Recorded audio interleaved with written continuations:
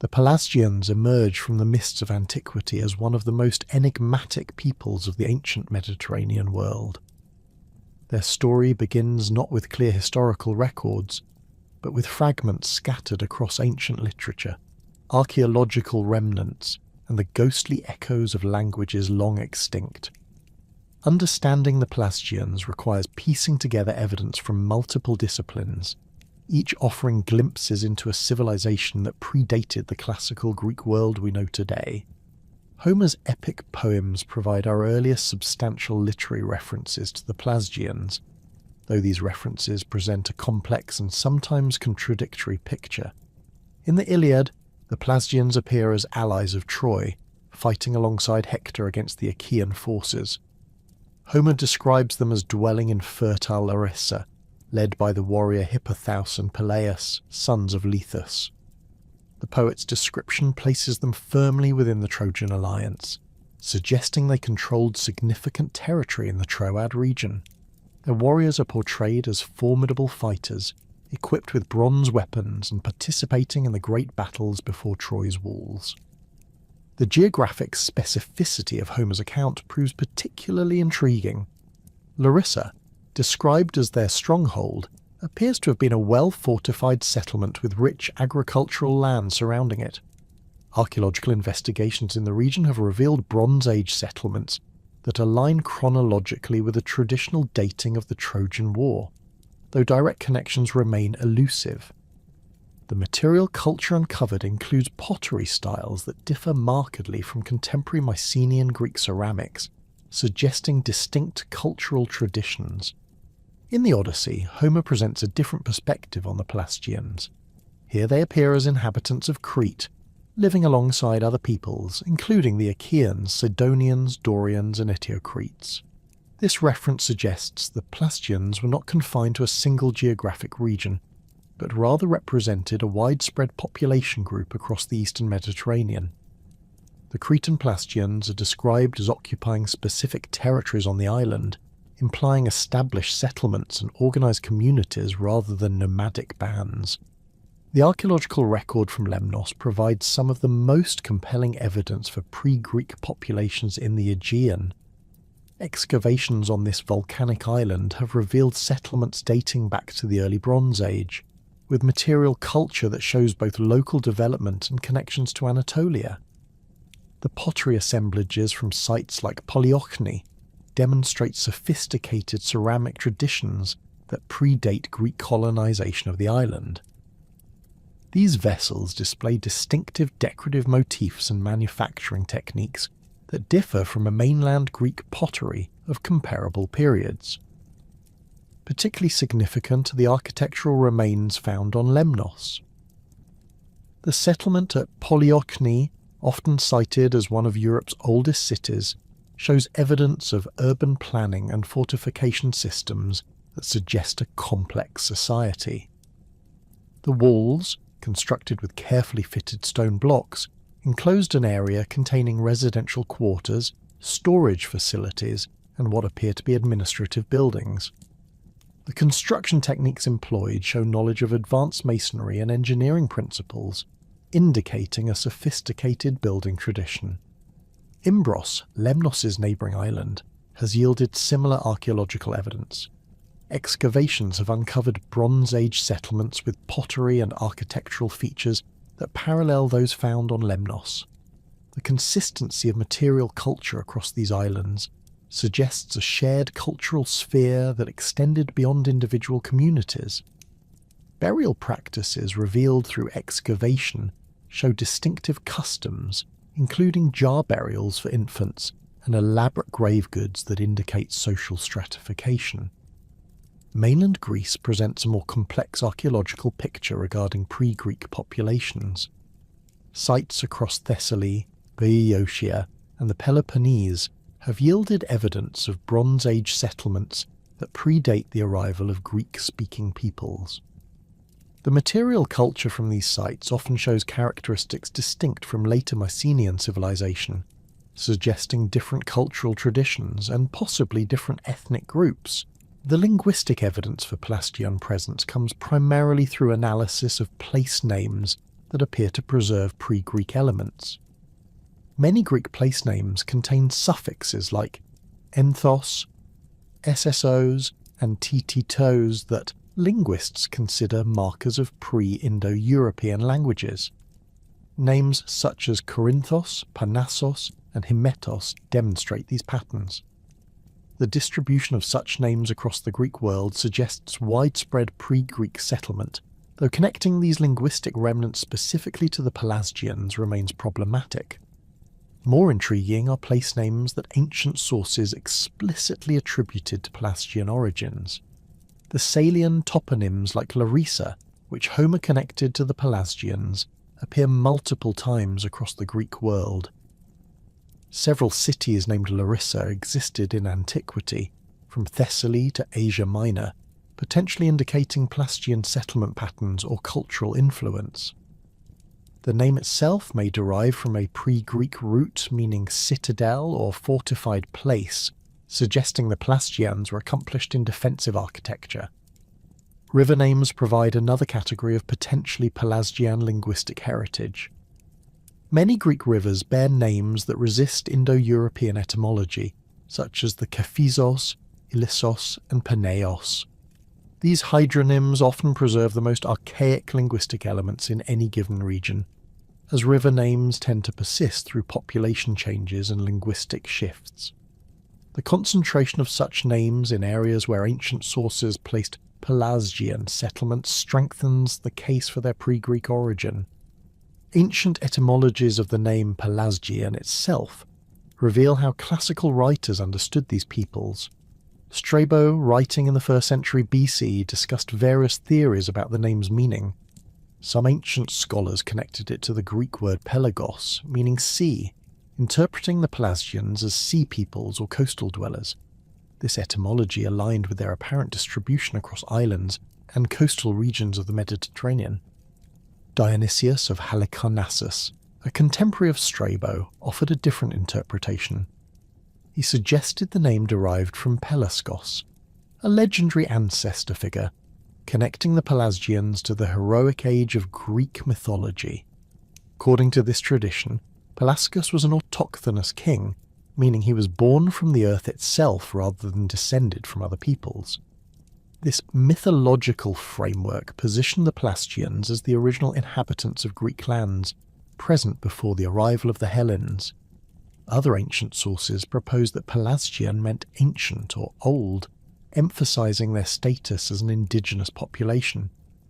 This interpretation appears in various classical texts and suggests that even in antiquity, the Pelasgians were viewed as representing an earlier phase of Mediterranean civilization. The consistency of this characterization across different ancient authors indicates a widespread understanding of the Pelasgians as a pre-existing population. Archaeological evidence from sacred sites adds another dimension to our understanding of Pelasgian culture. Several sanctuaries in Greece were traditionally attributed to Pelasgian foundation, including the oracle at Dodona in Epirus. Excavations at Dodona have revealed Bronze Age deposits beneath the classical temple, suggesting continuous religious activity at the site for over a millennium. The cult practices at Dodona, involving the interpretation of sounds from a sacred oak tree, differed markedly from typical Greek religious customs and may preserve pre-Greek religious traditions. The sanctuary of the great gods on Samothrace presents similar evidence. This mystery cult centre attracted initiates from across the Mediterranean world, including prominent figures like Herodotus and Philip II of Macedon. Ancient sources attributed the establishment of these mysteries to the Pelasgians, and archaeological investigation has confirmed pre-Greek activity at the site. The religious practices involved elaborate initiation ceremonies and the worship of chthonic deities, suggesting religious traditions that preceded Greek colonization of the island. Material culture analysis reveals technological traditions that may reflect Pelasgian heritage. Certain pottery styles found across the pre-Greek Aegean show consistent characteristics in form, decoration, and manufacturing technique. These ceramics often feature distinctive burnished surfaces and geometric patterns that differ from later Greek styles. The distribution of these pottery types corresponds roughly with areas where ancient sources placed Pelasgian populations, though establishing direct ethnic connections remains challenging. Metallurgical evidence provides additional insights into pre-Greek technological traditions. Bronze Age sites attributed to pre-Greek populations show sophisticated metalworking capabilities, including the production of complex bronze alloys and advanced casting techniques. The consistency of these technologies across different sites suggests shared knowledge and possibly shared cultural identity among pre-Greek populations. The question of Pelasgian origins remains one of the most debated aspects of their history. Some scholars argue for an Anatolian origin, pointing to cultural and linguistic connections between pre-Greek Aegean populations and contemporary Anatolian civilizations. The similarities in pottery styles, architectural techniques, and religious practices between sites like Polyochni on Lemnos and contemporary Anatolian settlements support this theory. Alternative theories propose indigenous development, suggesting the Pelasgians represented local populations that developed their distinctive culture through long residence in the Aegean region.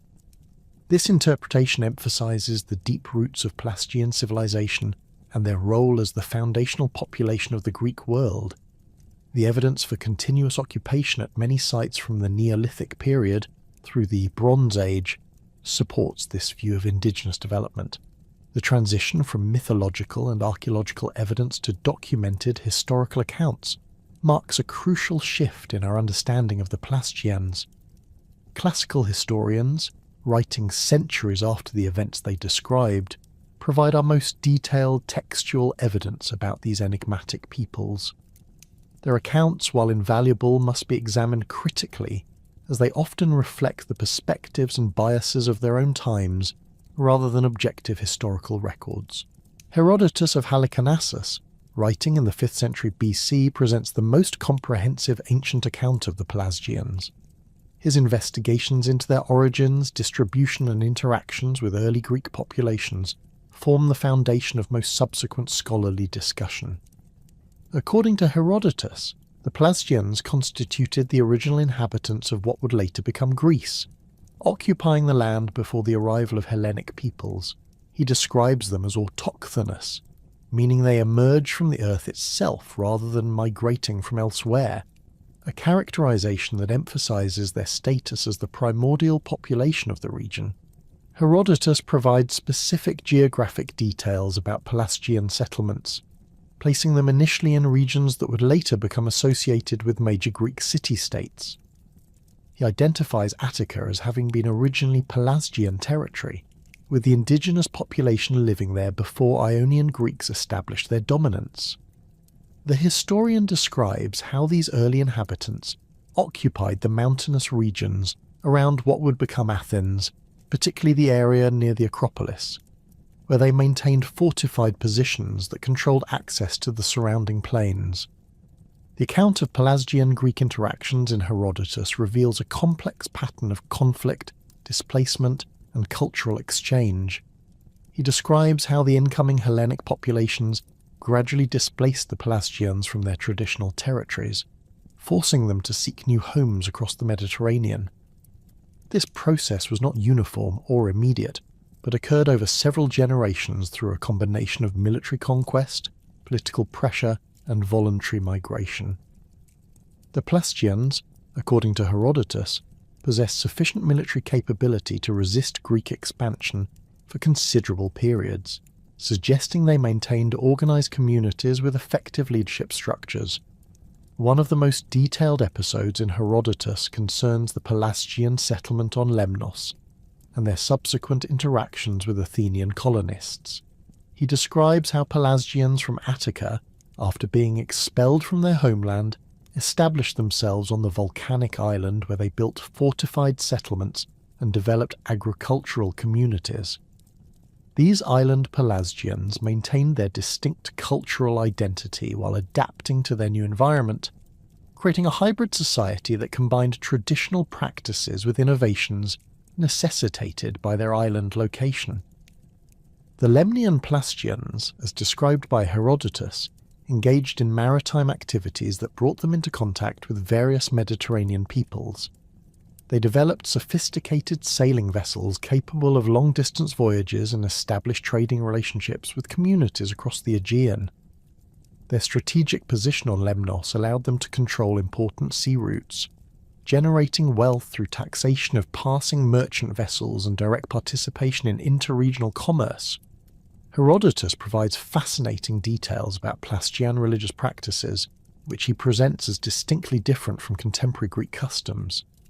He describes their worship of unnamed deities, referring to them simply as the gods, without specific names or attributes.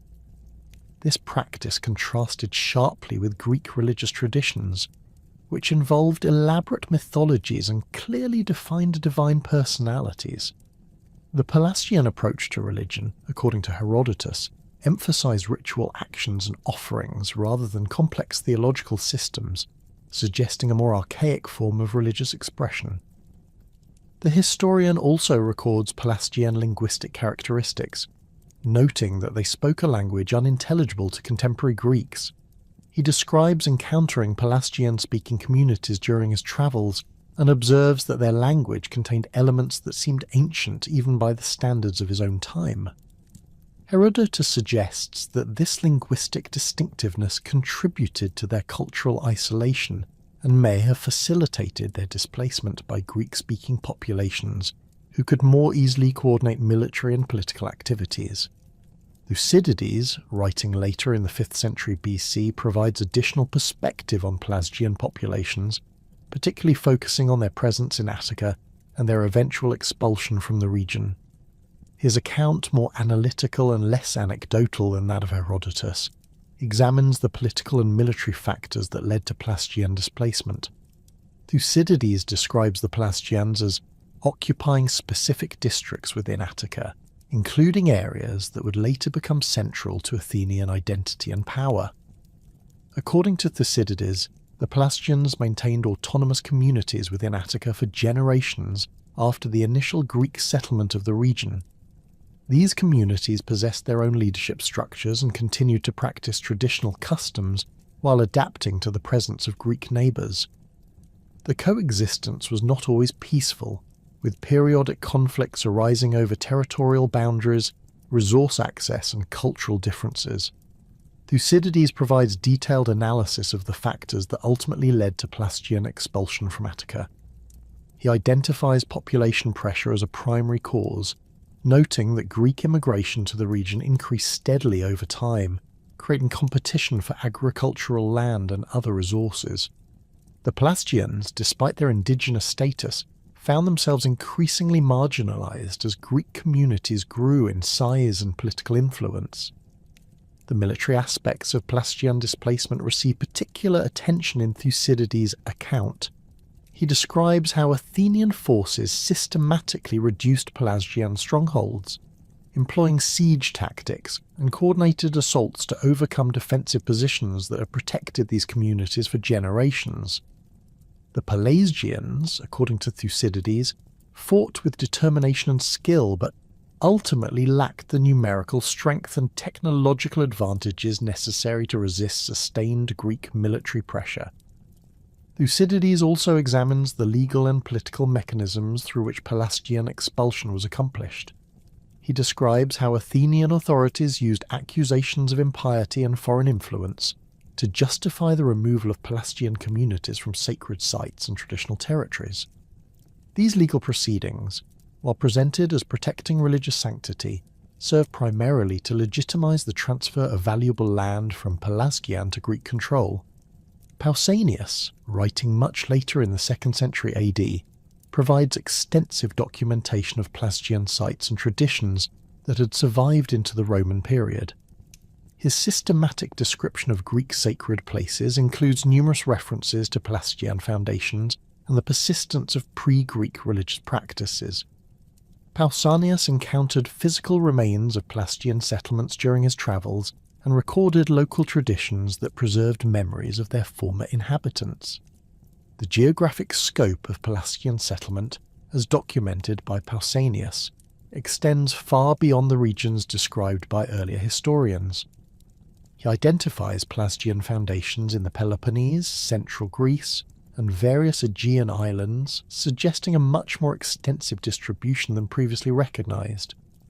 Many of these sites retained architectural features that locals attributed to Pelasgian construction, including massive stone walls built without mortar and defensive works positioned to control strategic mountain passes. Pausanias provides detailed descriptions of Pelasgian architectural techniques, noting their preference for megalithic construction and their skill in working with irregular stone blocks. He describes walls at various sites where enormous stones were fitted together with remarkable precision, creating defensive structures that had survived for centuries without significant maintenance. These architectural achievements, according to Pausanias, demonstrated sophisticated engineering knowledge and organisational capability that contradicted contemporary assumptions about pre-Greek technological limitations. Religious sites attributed to Pelasgian foundation receive extensive coverage in Pausanias' work. He documents sanctuaries where local traditions maintained that Pelasgians had first established divine worship, often at locations featuring natural phenomena such as springs, caves, or unusual rock formations. These sites frequently continued to attract religious observance throughout the classical period, suggesting the persistence of pre-Greek sacred traditions within evolving religious practices. Apollodorus, the mythographer whose work survives in later compilations, provides genealogical and mythological frameworks that attempt to integrate Pelasgian traditions with broader Greek legendary history. His accounts, while obviously mythological in content, preserve cultural memories that may reflect actual historical relationships between Pelasgian and Greek populations. Apollodorus describes intermarriage between Pelasgian and Greek royal families, suggesting periods of peaceful coexistence and cultural exchange. The mythological narratives preserved by Apollodorus include detailed descriptions of Pelasgian kings and their achievements in establishing cities, introducing agricultural techniques, and founding religious cults. While these stories cannot be accepted as literal historical accounts, they provide insights into how later Greek writers understood Pelasgian contributions to early Mediterranean civilization. The consistent portrayal of Pelasgians as culture bearers and city founders suggests recognition of their role in establishing foundational elements of Greek society. Strabo, writing in the early Roman period, synthesizes earlier sources while adding his own geographic observations about regions formerly inhabited by Pelasgians. His systematic approach to geographic description includes analysis of place names, settlement patterns, and cultural survivals that he attributes to Pelasgian influence. Strabo's work is particularly valuable for understanding how Roman period scholars interpreted the relationship between pre-Greek populations and the classical civilization that succeeded them. The reliability of these classical sources requires careful evaluation, as each author wrote with specific purposes and audiences in mind. Herodotus, despite his reputation as the father of history, often included unverified stories and local legends alongside more reliable information. His account of the Pelasgians reflects both genuine historical investigation and the incorporation of folk traditions that may have distorted actual events. The geographic and chronological distance between Herodotus and the events he describes necessitates caution in accepting his account as completely accurate. Thucydides, while generally more critical in his approach to sources, was primarily interested in contemporary political and military events. His references to the Pelasgians serve mainly to provide historical context for Athenian territorial claims, rather than to document Pelasgian history for its own sake. This focus may have led him to emphasize aspects of Pelasgian-Greek interaction that supported Athenian political narratives while overlooking other important elements of their relationship. Later sources like Pausanias and Strabo had access to local traditions and physical remains that earlier historians could not examine. but they also wrote at considerable temporal distance from the events they described. Their accounts may preserve authentic memories of Pelasgian presence, but these memories had been filtered through centuries of retelling and reinterpretation. The Roman cultural context in which these authors wrote may have influenced their understanding of pre-Greek populations and their relationship to classical civilization. Archaeological evidence provides opportunities to test the accuracy of classical sources, though direct correlation between textual accounts and material remains proves challenging. Excavations at sites identified by ancient authors as Pelasgian have sometimes confirmed the presence of pre-Greek settlements, but establishing ethnic identity from material culture alone remains problematic. The absence of Pelasgian written records means that archaeological interpretation must rely heavily on the same classical sources whose accuracy is being evaluated. The volcanic island of Lemnos stands as perhaps the most significant archaeological window into Pelasgian civilization, offering tangible evidence that transforms abstract historical accounts into concrete cultural reality.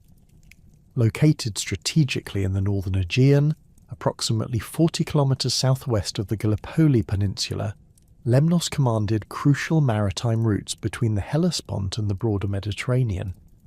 The island's unique position made it a natural staging point for populations moving between Anatolia and the Greek mainland, while its volcanic soil provided exceptional agricultural opportunities that sustained substantial communities throughout antiquity.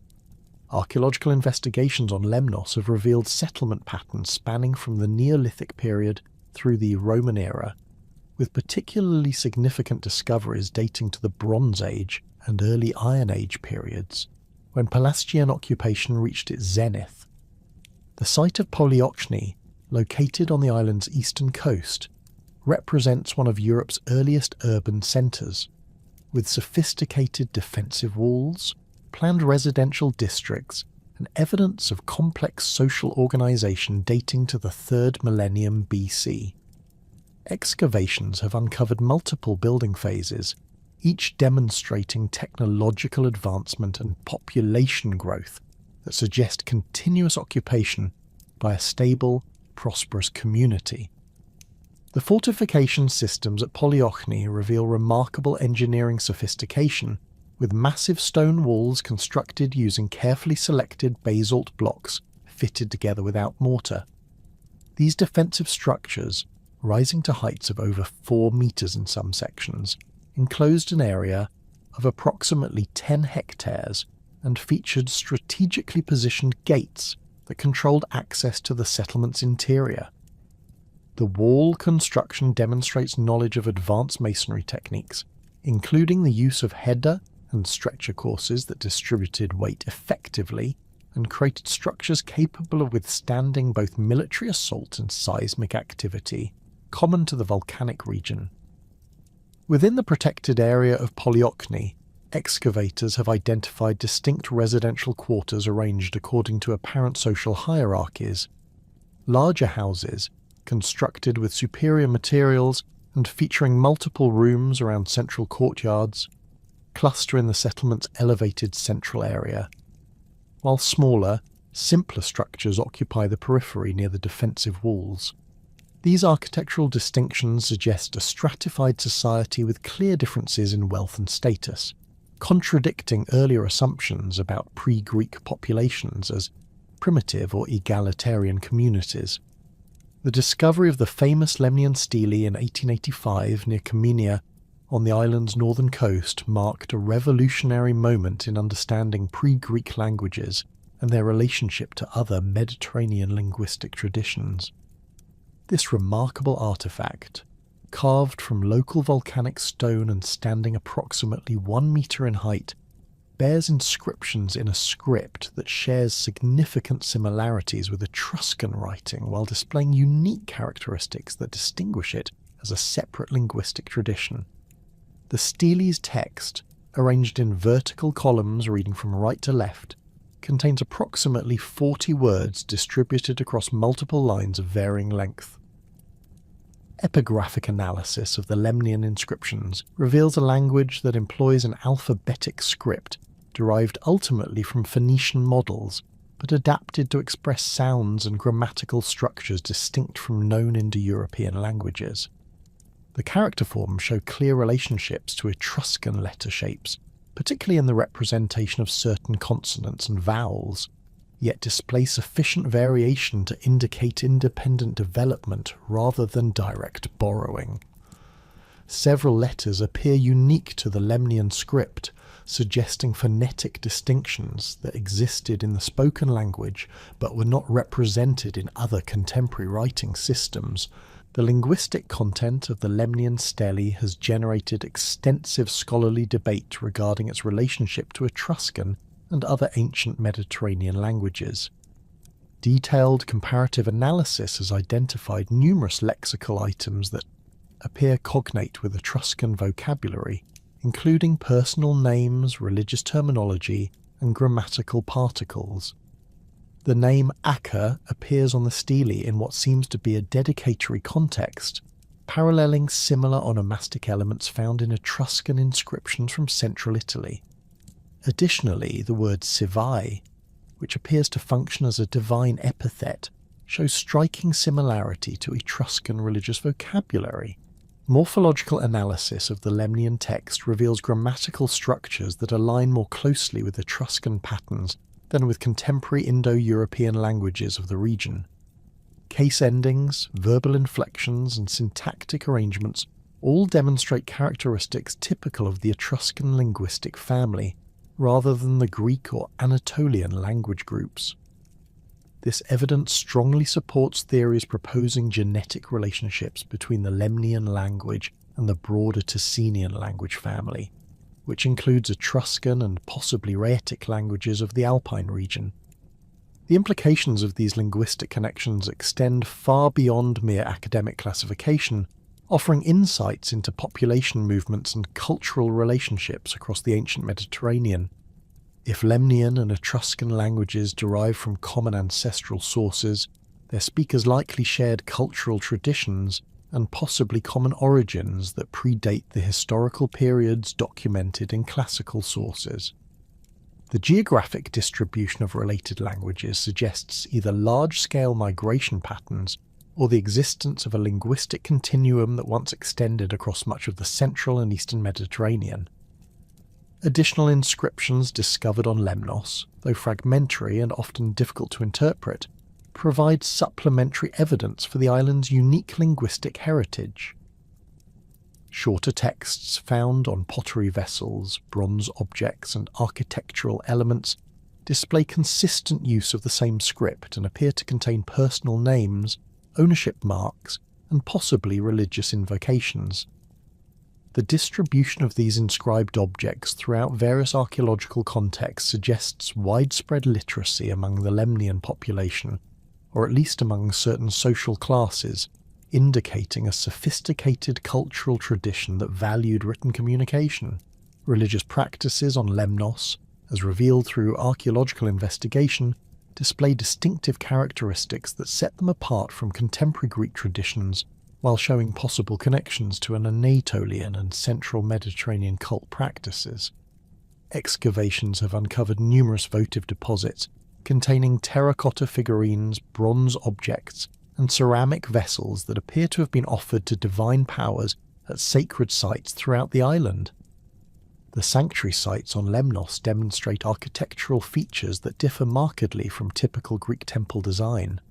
Rather than the rectangular columned structures characteristic of classical Greek religious architecture, Lemnian sacred spaces often feature circular or oval foundations, with central hearths and surrounding areas for ritual activity.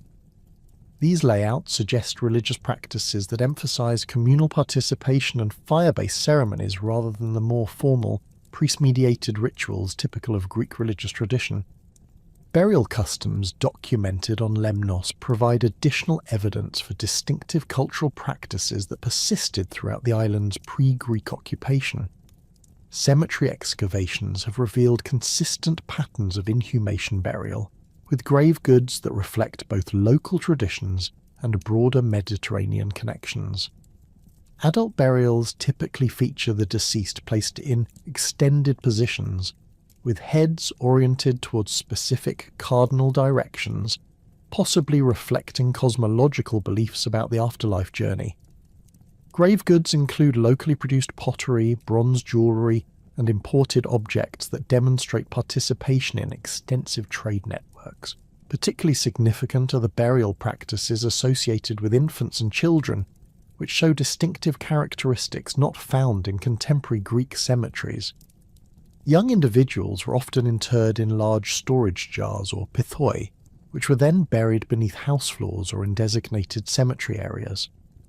This practice, known as pithos burial, appears throughout the Eastern Mediterranean during the Bronze Age, but shows specific local variations on Lemnos that suggest indigenous cultural development rather than simple adoption of foreign customs. The material culture preserved in Lemnian archaeological contexts reveals sophisticated craft traditions that combined local innovations with influences from across the Mediterranean world. Pottery production reached particularly high levels of technical and artistic achievement, with vessels displaying distinctive decorative motifs and manufacturing techniques that distinguish them from contemporary Greek ceramics. Lemnian potters developed unique glazing techniques that produced lustrous surface finishes and employed decorative schemes featuring geometric patterns, stylized animal figures, and abstract designs that may have carried symbolic meaning. Metalworking evidence from Lemnos demonstrates advanced technological capabilities that enabled the production of complex bronze alloys and sophisticated cast objects. Archaeological deposits contain bronze weapons, tools, and ornamental objects that display superior craftsmanship and innovative design features. Particularly notable are bronze vessels with elaborate handles shaped as animal figures and decorative elements that suggest both functional and ceremonial uses. The technical quality of these objects indicates specialized craftsmen with extensive knowledge of metallurgical processes and access to high-quality raw materials. The economic foundations of Lemnian society, as revealed through archaeological analysis, rested on a combination of agricultural production, craft specialization, and maritime commerce that generated sufficient wealth to support substantial urban populations and monumental construction projects. Agricultural implements found throughout the island demonstrate sophisticated farming techniques adapted to the volcanic soil conditions, including specialized plows, harvesting tools, and storage facilities designed to preserve grain and other agricultural products through seasonal variations. Maritime activities played a crucial role in Lemnian economic life, as evidenced by harbour installations, shipbuilding facilities, and imported goods that demonstrate extensive trading relationships. The natural harbours on Lemnos provided excellent protection for vessels engaged in interregional commerce, while the island's strategic position made it a natural stopping point for ships travelling between the Black Sea region and southern Mediterranean destinations. Archaeological evidence suggests Lemnian merchants maintained regular contact with communities in Anatolia, the Greek mainland, and possibly more distant regions. The historical accounts of conflicts between Lemnian, Pelasgians, and Athenian forces, as recorded by Herodotus and other classical sources, find archaeological support in evidence for violent destruction and subsequent cultural changes on the island.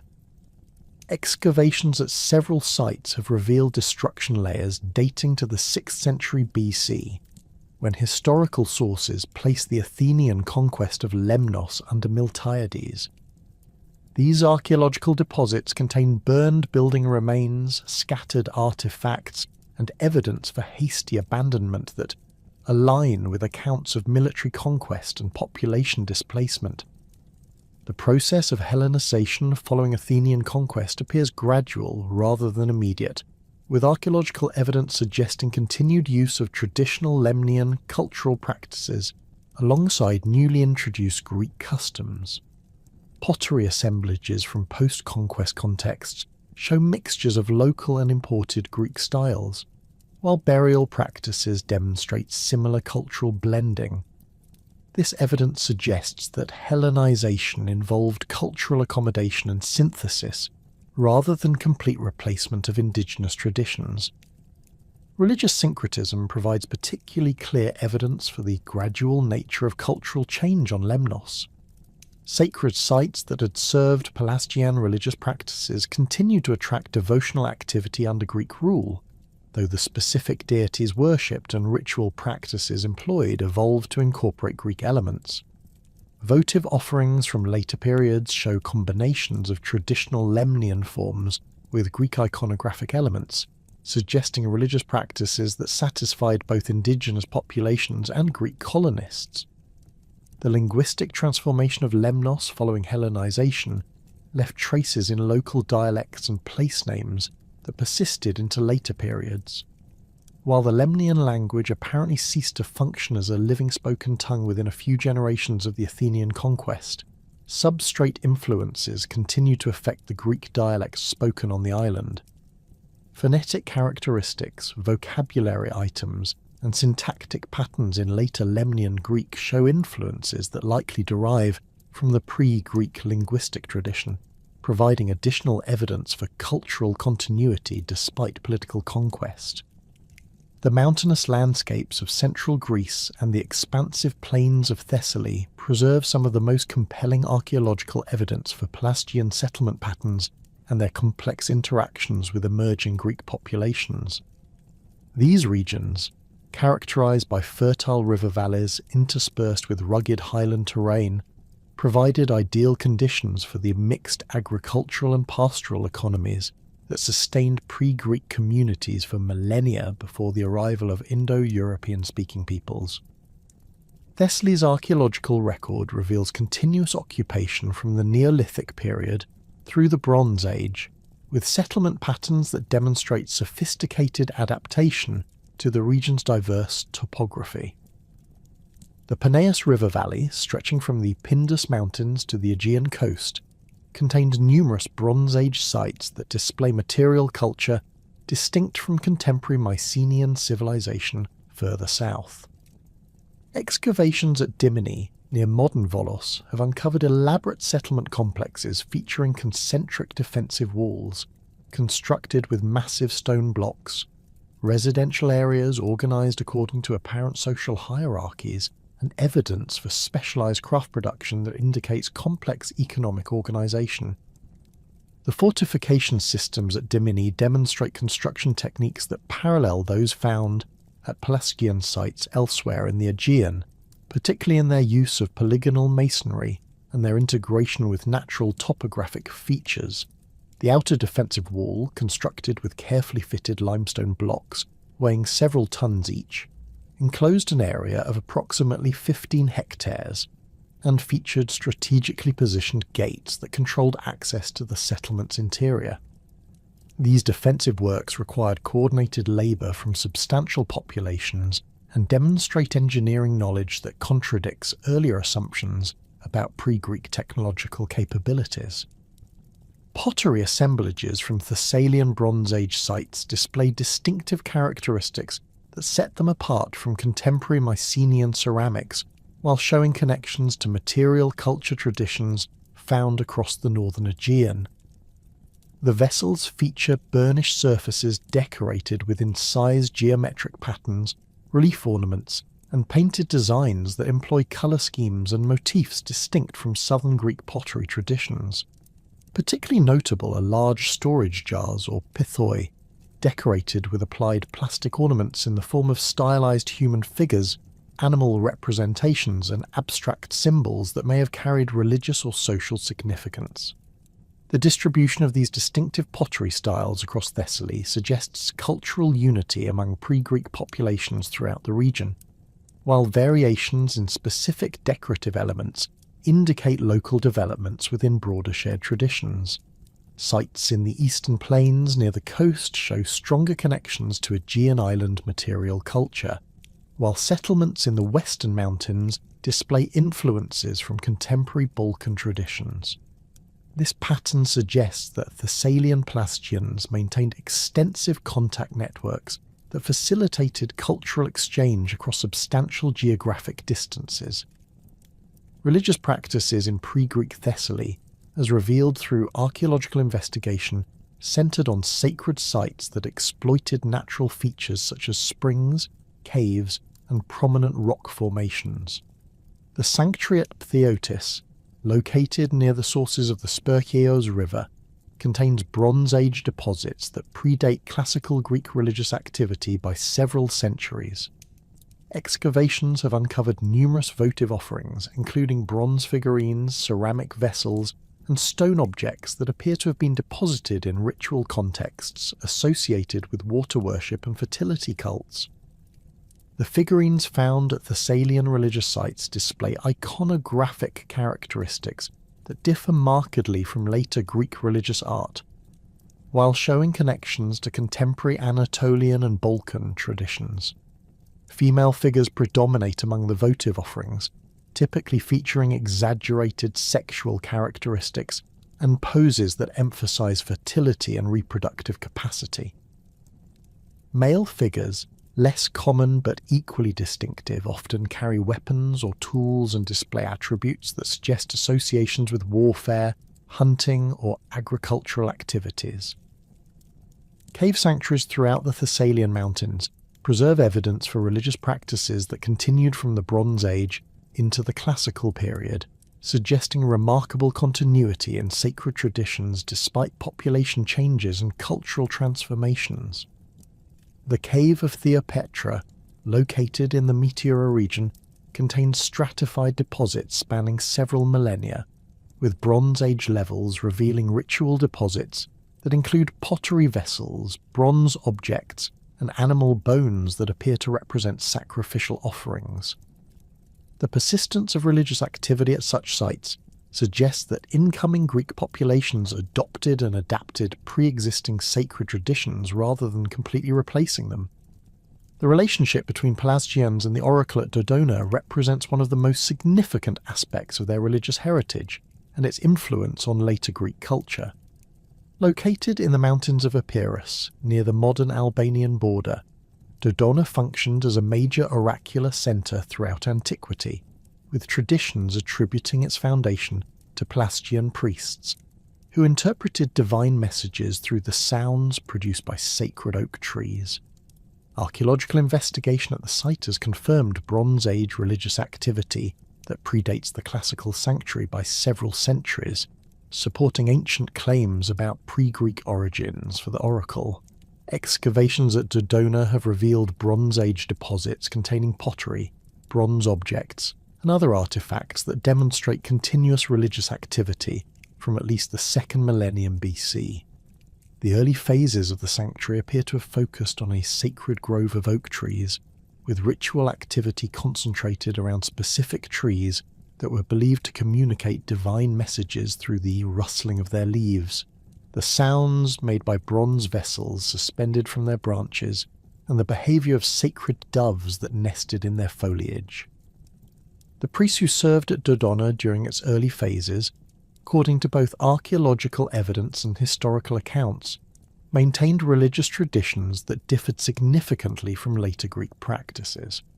Rather than the elaborate temple complexes and anthropomorphic divine representations characteristic of classical Greek religion, the early Dodona sanctuary emphasized direct communication with divine forces through natural phenomena.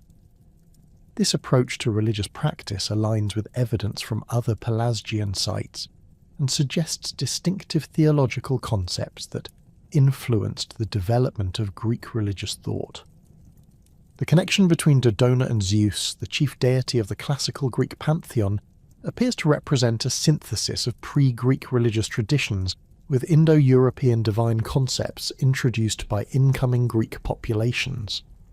Archaeological evidence suggests that the site's original divine focus centered on earth and fertility deities associated with agricultural abundance and natural cycles, while the Zeus cult incorporated these earlier traditions within new theological frameworks that emphasize sky gods and patriarchal divine hierarchies. Herodotus provides detailed accounts of Dodona's Pelasgian origins, describing how the oracle's establishment resulted from divine intervention that brought sacred doves from Egyptian Thebes to the oak grove in Epirus. While the specific details of this account clearly contain mythological elements, the underlying tradition of Egyptian connections may reflect actual cultural contacts between Mediterranean religious centres during the Bronze Age. Archaeological evidence from Dodona includes imported objects that demonstrate connections to various Mediterranean regions, supporting the possibility of long-distance religious exchanges. The linguistic evidence preserved in traditions about Dodona's oracular pronouncements provides additional insights into Pelasgian cultural heritage. Ancient sources describe how the early priests spoke in archaic languages that required interpretation for contemporary Greek audiences, suggesting the persistence of pre-Greek linguistic traditions in religious contexts long after their disappearance from everyday use. Certain formulaic expressions and technical terms associated with oracular practice appear to preserve non-Indo-European linguistic elements that may derive from Pelasgian origins. The fortification techniques attributed to Pelasgian construction throughout central Greece and Thessaly demonstrate sophisticated engineering knowledge and organisational capabilities that enabled these populations to create defensive works of remarkable durability and effectiveness. The walls at Tiryns, though located in the Peloponnese rather than central Greece, provide the most famous example of construction techniques that ancient sources attributed to Pelasgian builders. These massive stone fortifications, constructed with enormous limestone blocks fitted together without mortar, created defensive circuits that protected substantial urban populations and demonstrated mastery of megalithic construction methods. Similar construction techniques appear at numerous sites throughout central Greece, particularly in mountainous regions where natural stone provided abundant raw materials for defensive construction. The walls at Gla, located on a rocky outcrop in the Kopai basin of Boeotia, enclose an area of over 20 hectares and demonstrate planning and execution that required coordinated labour from substantial populations. The fortification circuit employs massive stone blocks, some weighing over 10 tons, arranged in courses that create walls reaching heights of over 6 metres in some sections. The distinctive characteristics of Pelasgian masonry, as identified by ancient sources and confirmed through archaeological investigation, include the use of irregularly shaped stone blocks fitted together with remarkable precision, the integration of defensive walls with natural topographic features, and the construction of complex gate systems that provided multiple lines of defence against attacking forces. These techniques required extensive knowledge of stoneworking, engineering principles, and military architecture that contradicts earlier assumptions about pre-Greek technological limitations. The labour organisation necessary for Pelasgian fortification projects suggests social and political structures capable of mobilising substantial human resources for extended construction periods. The walls at major sites like Gla would have required hundreds of workers labouring for several years, implying centralised authority capable of directing large-scale public works projects. The technical consistency of construction methods across different sites suggests standardised building traditions and possibly specialised craftsmen who travelled between communities to supervise major construction projects. Archaeological evidence from central Greek sites attributed to Pelasgian construction reveals settlement patterns that integrated defensive considerations with agricultural and commercial activities. The fortified sites typically controlled strategic mountain passes, river crossings, or other topographic features that provided military and economic advantages. Within the protected areas, excavations have uncovered residential districts, craft production areas, storage facilities, and religious precincts that demonstrate complex urban organisation and diverse economic activities. The relationship between Pelasgian populations and incoming Greek tribes, as documented in classical sources and supported by archaeological evidence, involved complex processes of conflict, accommodation, and cultural synthesis that varied significantly across different regions and time periods. In Thessaly, the process appears to have been relatively gradual, with archaeological evidence suggesting cultural blending rather than sudden population replacement. Pottery assemblages from transitional periods show mixtures of traditional Pelasgian forms with new styles introduced by Greek settlers, while burial practices demonstrate similar patterns of cultural accommodation. The persistence of Pelasgian place names throughout central Greece and Thessaly provides linguistic evidence for the extent and distribution of pre-Greek settlement. Toponyms featuring the characteristic suffixes "ithos", "essos", and "ttos" appear throughout the region, often associated with geographic features such as mountains, rivers, and prominent landmarks.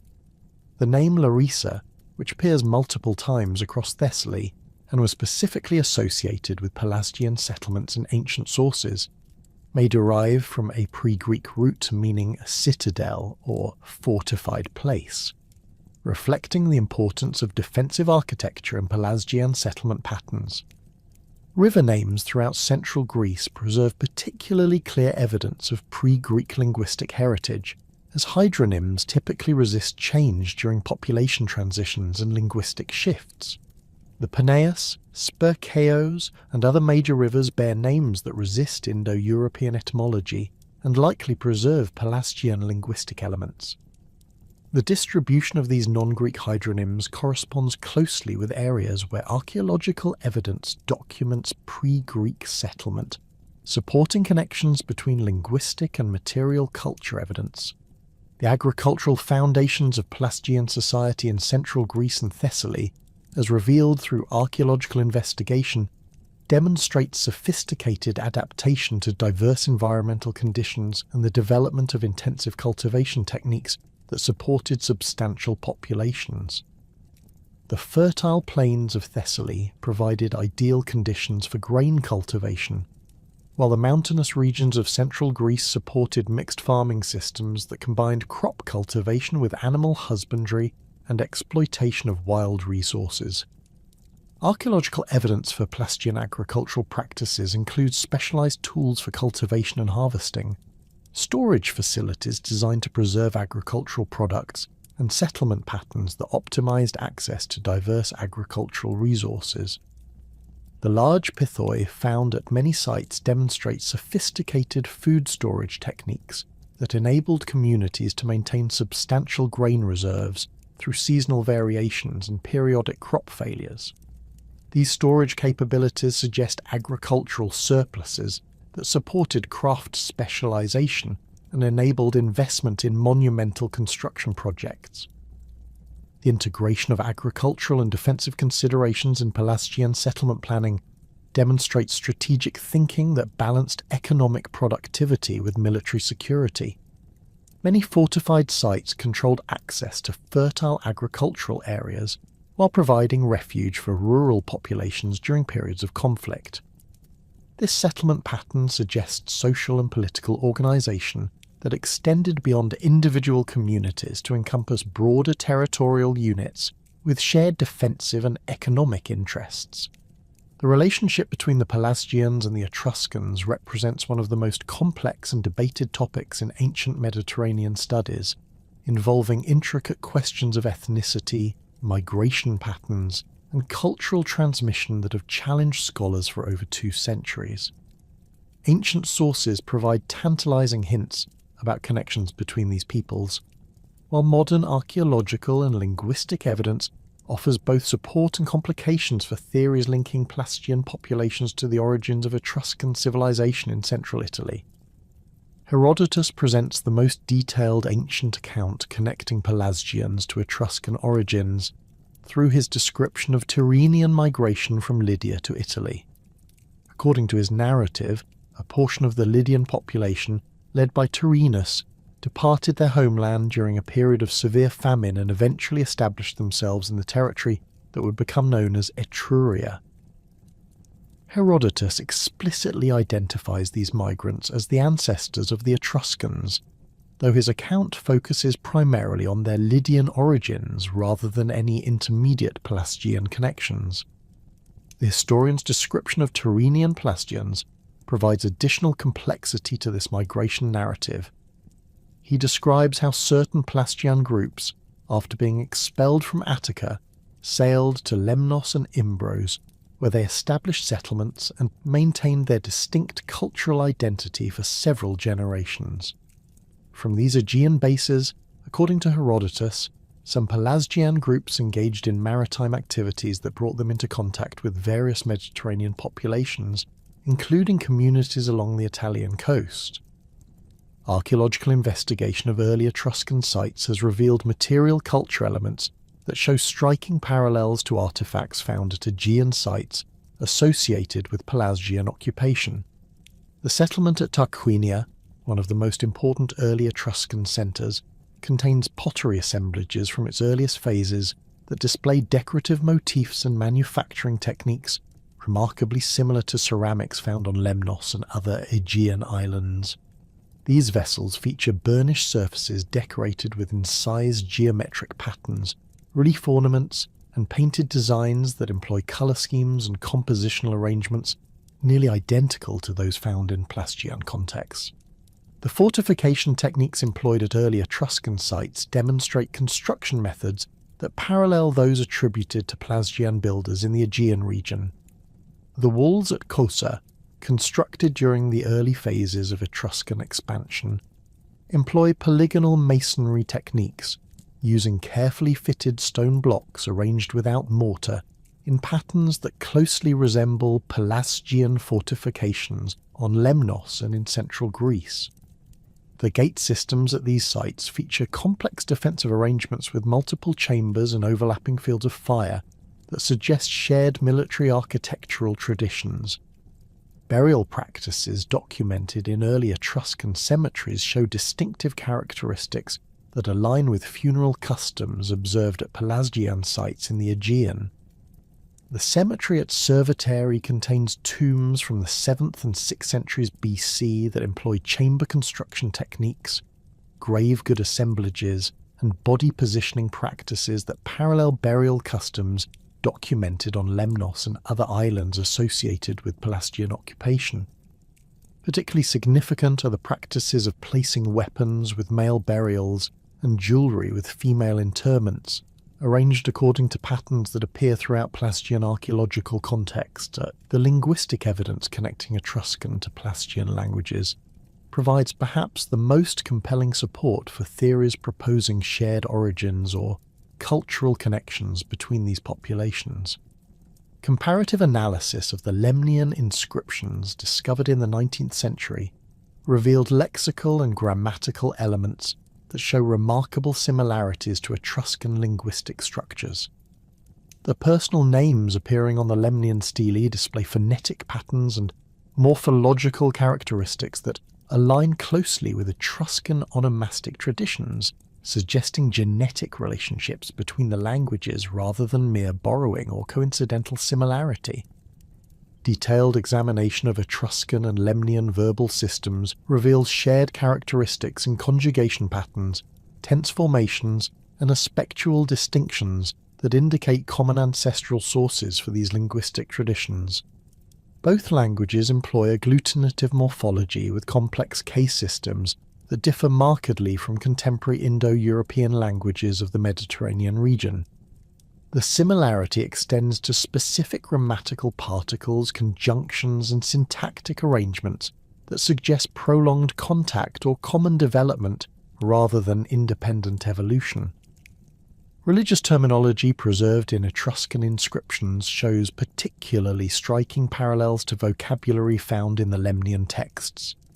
Divine epithets, ritual formulae, and ceremonial expressions display lexical correspondences that extend beyond chant similarity to suggest shared religious traditions and theological concepts. The Etruscan term civai, appearing in religious contexts throughout central Italy, corresponds directly to similar expressions found on the Lemnian stelae, indicating common religious vocabulary that likely reflects shared cult practices and divine concepts. The geographic distribution of related linguistic elements extends beyond Etruria and Lemnos to include areas of the Alpine region where Rhaetic inscriptions display similar characteristics to both Etruscan and Lemnian texts. These inscriptions, found primarily in the valleys of the Eastern Alps, employ alphabetic scripts derived from Etruscan models, but preserve linguistic elements that show connections to the broader Ticenian language family. The presence of related languages across such extensive geographic areas suggests either large-scale migration patterns or the existence of a linguistic continuum that once extended across much of Central Europe and the Mediterranean. Archaeological evidence from sites throughout the Ticenian linguistic area reveals material culture traditions that support theories of cultural connections between Pelasgian and Etruscan populations. Pottery styles, metalworking techniques, and architectural practices show consistent characteristics across regions where related languages have been documented, suggesting shared cultural traditions that accompanied linguistic relationships. The distribution of these cultural elements follows patterns that align with proposed migration routes connecting the Aegean region to central Italy through alpine passes and coastal navigation routes.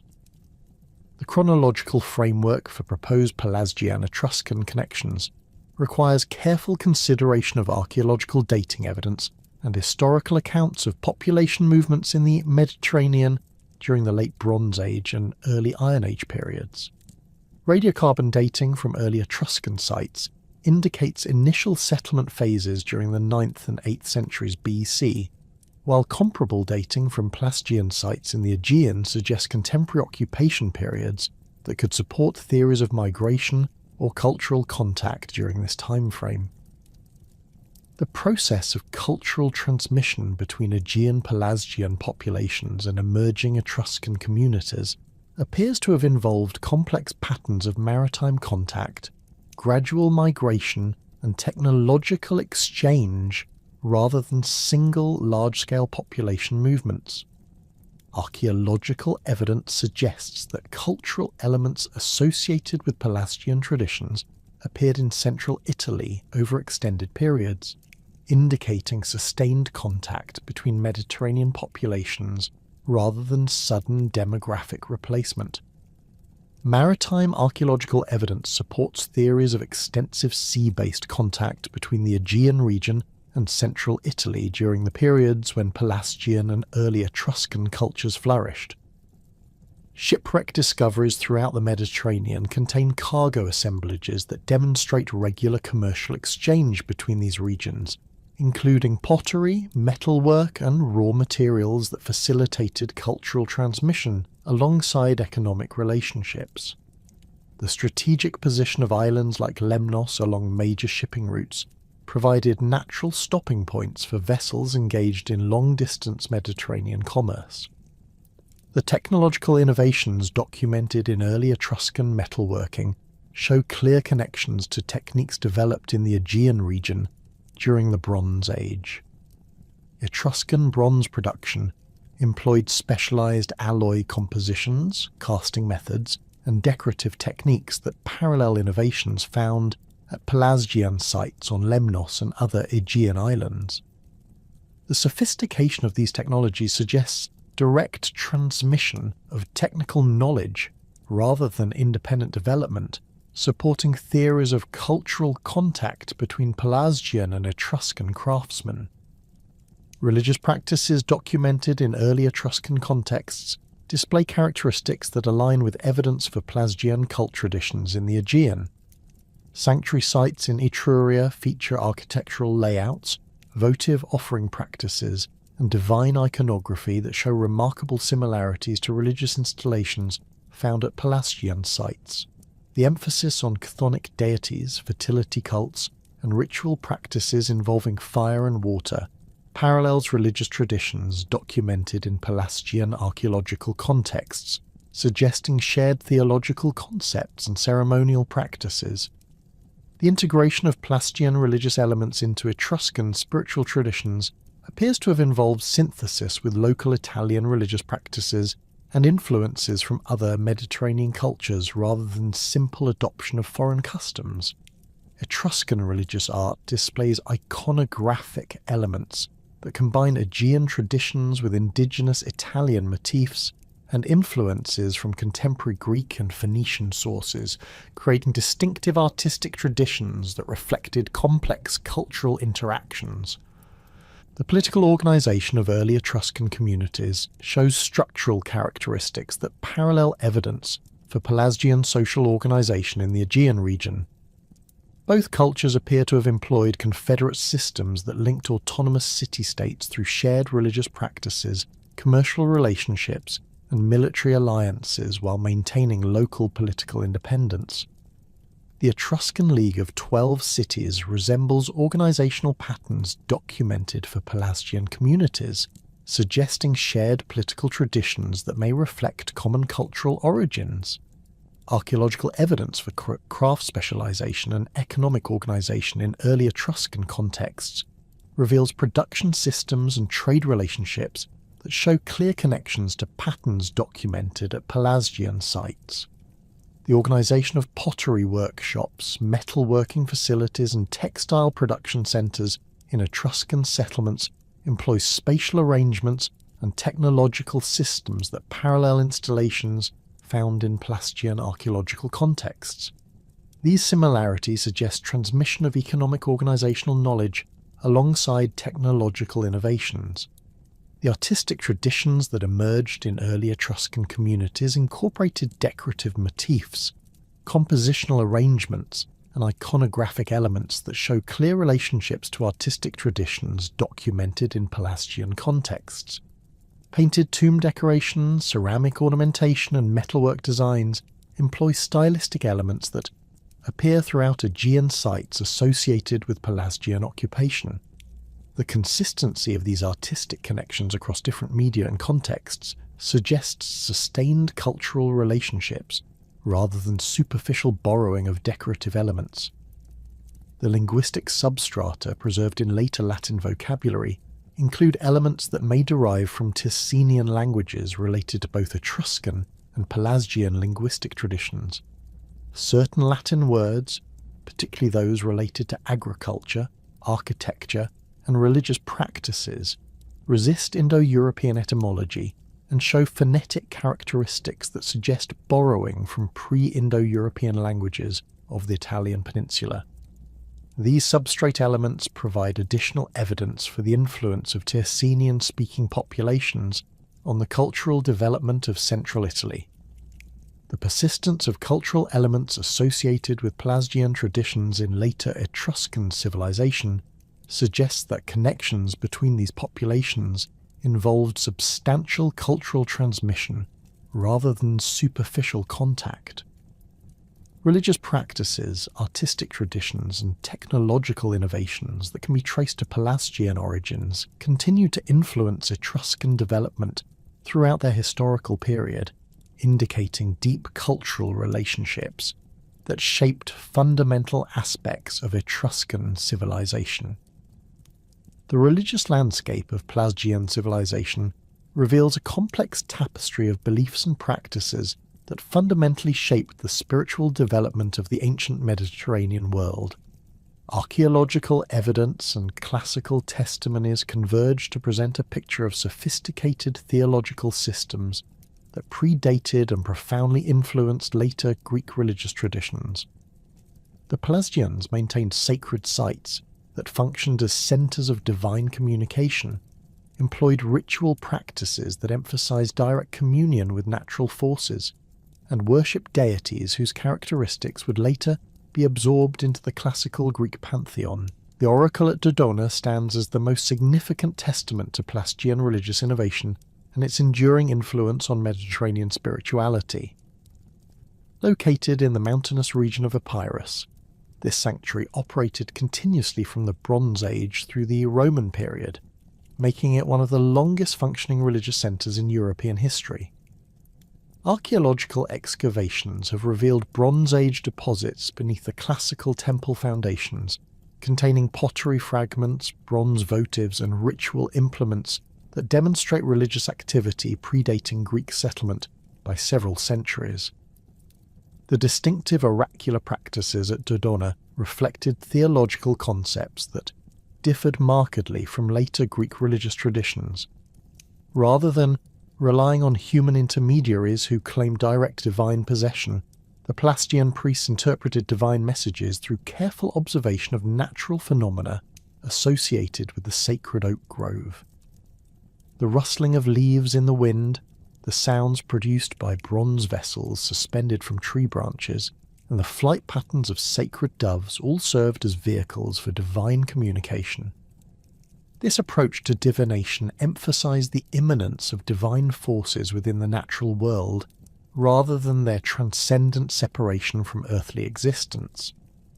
Herodotus provides detailed descriptions of the religious personnel who maintained Dodona's oracular functions during its early phases. He identifies the original priests as Selli, men who practiced ritual purity through specific behavioral restrictions, including sleeping on the ground and never washing their feet. These ascetic practices suggest religious traditions that emphasized physical communion with the earth and rejection of conventional comfort, reflecting theological concepts that viewed the natural world as inherently sacred rather than merely a reflection of divine will. The sacred oak trees themselves functioned as the primary focus of religious activity at Dodona, with specific trees being regarded as particularly potent channels for divine communication. Ancient sources describe how certain oaks were believed to possess the ability to speak directly to human questioners, providing answers to inquiries about personal decisions, political policies, and religious obligations. The priests maintained these trees through careful cultivation and protection, ensuring their health and longevity through practices that combined practical arboriculture with ritual observances. The bronze vessels suspended from the oak branches served both practical and symbolic functions within the oracular system. These carefully crafted objects, produced by skilled metal workers using techniques that required extensive technical knowledge, created specific acoustic effects when moved by wind currents. The resulting sounds were interpreted by the priests according to complex systems of meaning that had been developed over generations of religious practice. Archaeological recovery of these bronze implements reveals sophisticated manufacturing techniques and decorative programs that suggest their production required specialized craftsmen working within established religious traditions. The sacred doves of Dodona played equally important roles in the oracular process, with their behavior being carefully observed and interpreted according to established religious protocols. These birds, which nested within the oak grove and were protected by religious sanctions, provided additional channels for divine communication through their flight patterns, vocalizations, and nesting behaviors. The priests maintained detailed knowledge of dove behavior and developed interpretive systems that could extract meaningful guidance from seemingly random avian activities. Archaeological evidence from Dodona reveals the presence of numerous votive offerings that demonstrate the sanctuary's appeal to worshippers from across the Mediterranean world. Bronze figurines depicting human figures in various poses of supplication, ceramic vessels containing food offerings, and inscribed tablets recording questions posed to the oracle illustrate the diversity of religious practices associated with the site. The geographic origins of these offerings, determined through stylistic analysis and materials identification, indicate that Dodona attracted pilgrims from regions extending from southern Italy to the Black Sea coast. The architectural development of Dodona reflects the evolution of Pelasgian religious practices and their gradual integration with Greek traditions following political conquest of the region. The earliest phases of the sanctuary featured minimal-built structures, with religious activity centered around the natural oak grove and simple altars constructed from local stone. Subsequent building phases introduced more elaborate architectural elements, while maintaining the essential focus on the sacred trees, suggesting accommodation between indigenous religious traditions and incoming Greek architectural preferences. The mystery cults associated with Pelasgian religious traditions present another significant aspect of their spiritual heritage that influenced later Mediterranean religious development. The sanctuary of the great gods on Samothrace, traditionally attributed to Pelasgian foundation, operated elaborate initiation ceremonies that attracted participants from throughout the ancient world. These mysteries involved complex ritual sequences that promised initiates special protection and spiritual benefits, employing ceremonial practices that differed substantially from conventional Greek religious observances. Archaeological investigation of the Samothracian sanctuary has revealed architectural complexes specifically designed to accommodate mystery cult activities, including underground chambers for secret ceremonies, elaborate bathing facilities for ritual purification, and assembly halls capable of accommodating large numbers of initiates. The construction techniques employed in these buildings demonstrate sophisticated engineering knowledge and suggest substantial financial resources devoted to religious architecture, indicating the economic importance of mystery cult activities to the island's population. The initiation ceremonies at Samothrace involved ritual sequences that emphasized personal transformation and spiritual rebirth through symbolic death and resurrection experiences. Initiates underwent purification procedures that included ritual bathing, fasting, and confession of personal transgressions before participating in secret ceremonies that promised divine protection and posthumous rewards. These practices required extensive preparation and substantial financial contributions, limiting participation to individuals with sufficient wealth and social status to meet the cult's requirements. The deities worshipped in Pelasgian religious contexts display characteristics that distinguish them from later Greek divine figures, while showing clear connections to broader Mediterranean religious traditions. Archaeological evidence suggests that Pelasgian religious practices emphasized chthonic deities associated with earth, fertility, and the underworld rather than the sky gods that dominated later Greek religious systems. The great goddess figure that appears throughout Pelasgian religious art displays iconographic characteristics that connect her to similar divine figures found across the ancient Near East and Anatolia. These representations typically feature the goddess in poses that emphasize her role as Earth Mother and fertility provider, often accompanied by animal symbols including serpents, birds, and bulls that reinforce her connections to natural cycles and agricultural abundance. The consistency of these iconographic elements across different Pelasgian sites suggests shared religious traditions that transcended local political boundaries.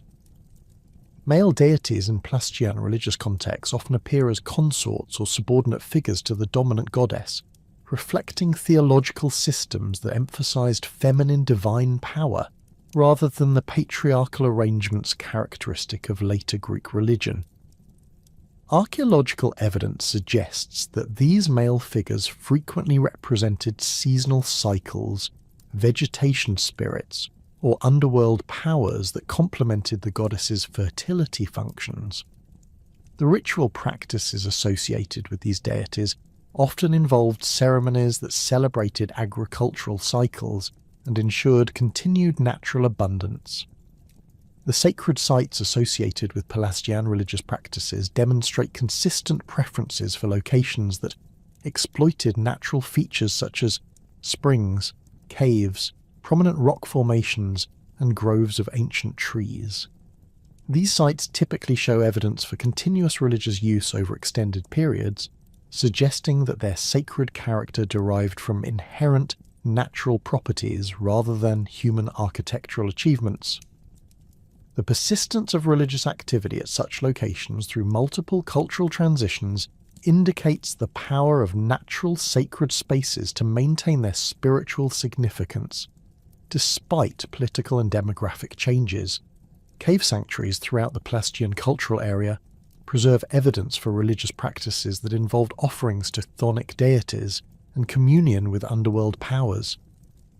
The Cave of Psychro on Crete, traditionally associated with the birth of Zeus but showing evidence for much earlier religious activity, contains Bronze Age deposits that include pottery vessels, bronze objects, and organic materials that appear to represent offerings to earth deities. The specific arrangement of these deposits within the cave's chambers suggests ritual practices that exploited the natural acoustics and atmospheric conditions of underground spaces. Spring sanctuaries represent another significant category of Pelasgian religious sites, with natural water sources being regarded as manifestations of divine power and channels for communication with supernatural forces. Archaeological investigation of spring sites throughout the Pelasgian cultural area has revealed consistent patterns of votive offerings and ritual activities that demonstrate shared religious traditions centered on water worship. These practices often involve the deposition of valuable objects including jewellery, weapons, and ceramic vessels in spring pools, creating underwater votive deposits that accumulated over centuries of religious observance. The ritual implements associated with Pelasgian religious practices reveal sophisticated understanding of ceremonial requirements and the material culture necessary to support complex religious observances. Bronze vessels designed specifically for ritual use display distinctive forms and decorative programs that distinguish them from utilitarian objects, suggesting specialized craft production devoted to religious purposes. These ceremonial vessels often feature elaborate handles shaped as animal figures, decorative elements that incorporate religious symbols, and surface treatments that create specific acoustic or visual effects during ritual use. Libation practices formed a central component of Pelasgian religious observances, with archaeological evidence indicating regular offerings of wine, oil, milk, and other liquids to divine powers. Specialized vessels designed for libation activities demonstrate sophisticated understanding of fluid dynamics and ceremonial requirements, with forms that facilitated controlled pouring and decorative programs that enhanced the visual impact of ritual activities. The recovery of these vessels from religious contexts throughout the Pelasgian cultural area suggests standardized ritual practices that maintain consistency across different communities and time periods. The astronomical knowledge demonstrated in Pelasgian religious practices indicates sophisticated understanding of celestial cycles and their integration with agricultural and religious calendars. Several sacred sites show architectural orientations that align with significant astronomical events, including solstices, equinoxes, and the rising of important star groups. These alignments suggest that Pelasgian religious practices incorporated precise observation of celestial phenomena and used astronomical knowledge to determine appropriate timing for religious ceremonies and agricultural activities. The calendar systems employed in Pelasgian religious contexts appear to have combined lunar and solar observations with agricultural cycles to create complex temporal frameworks that coordinated religious observances with seasonal activities. Archaeological evidence suggests that major religious festivals occurred at specific points in the agricultural year, with ceremonies designed to ensure divine support for planting, growing, and harvesting activities. These religious calendars required sophisticated mathematical knowledge and careful observation of natural phenomena, indicating advanced intellectual traditions within Pelasgian religious communities. The influence of Pelasgian religious traditions on later Greek spiritual development appears throughout classical religious practices, mythological narratives, and sacred site locations. Many of the most important Greek religious centres, including Delphi, Olympia, and Eleusis, show evidence for pre-Greek religious activity that provided foundations for later classical developments. The continuity of religious function at these sites suggests that Greek religious traditions incorporated and adapted Pelasgian spiritual practices rather than completely replacing them with new religious systems. The mythological narratives preserved in later Greek literature contain numerous references to Pelasgian religious traditions and their role in establishing divine worship in various locations. These stories often describe Pelasgian priests as the original founders of sacred sites and the introducers of specific religious practices that continue to characterize these locations throughout the classical period. While these narratives obviously contain legendary elements, they preserve cultural memories of pre-Greek religious traditions and their contributions to the development of classical spirituality. The theological concepts embedded in Pelasgian religious practices demonstrate sophisticated understanding of divine human relationships and the role of religious observance in maintaining cosmic order. The emphasis on natural phenomena as vehicles for divine communication suggests theological systems that view the material world as inherently sacred rather than merely as a reflection of transcendent divine will. This approach to religious understanding influenced the development of Greek philosophical traditions and contributed to the emergence of naturalistic approaches to divine knowledge that characterized later Mediterranean intellectual development. The material remains of Pelasgian civilization provide the most tangible evidence for understanding their technological capabilities, artistic traditions, and daily life practices. Archaeological excavations across the Aegean and Mediterranean regions have uncovered extensive assemblages of pottery, metalwork, architectural fragments, and domestic implements that reveal sophisticated craft traditions and technological innovations that predated and influenced later Greek material culture. These artifacts demonstrate that Pelasgian communities possessed advanced manufacturing capabilities and maintained extensive trade networks that facilitated the exchange of both raw materials and finished goods across considerable distances. Pottery production among Pelasgian populations achieved remarkable levels of technical sophistication and artistic achievement, with ceramic traditions that displayed distinctive characteristics while showing regional variations across their cultural sphere. The pottery assemblages from Lemnos demonstrate particularly advanced manufacturing techniques, including the use of specialized clay preparations that incorporated volcanic ash to create vessels with exceptional durability and distinctive surface textures. These ceramics feature carefully controlled firing procedures that produce consistent color schemes and surface finishes, indicating systematic knowledge of kiln operation and temperature management that required generations of accumulated technical expertise. The decorative programs employed on Pelasgian pottery reveal complex symbolic systems and artistic traditions that distinguish their ceramic production from contemporary Mediterranean cultures. Vessels from sites across the Aegean display consistent use of geometric patterns, stylized animal figures, and abstract motifs that appear to have carried specific cultural meanings. The incised decorations frequently feature spirals, meanders, and interlocking patterns that were executed with remarkable precision, using specialized tools that created uniform line widths and consistent spacing. These decorative techniques required skilled craftsmen who possessed both artistic ability and technical knowledge of ceramic surface treatment.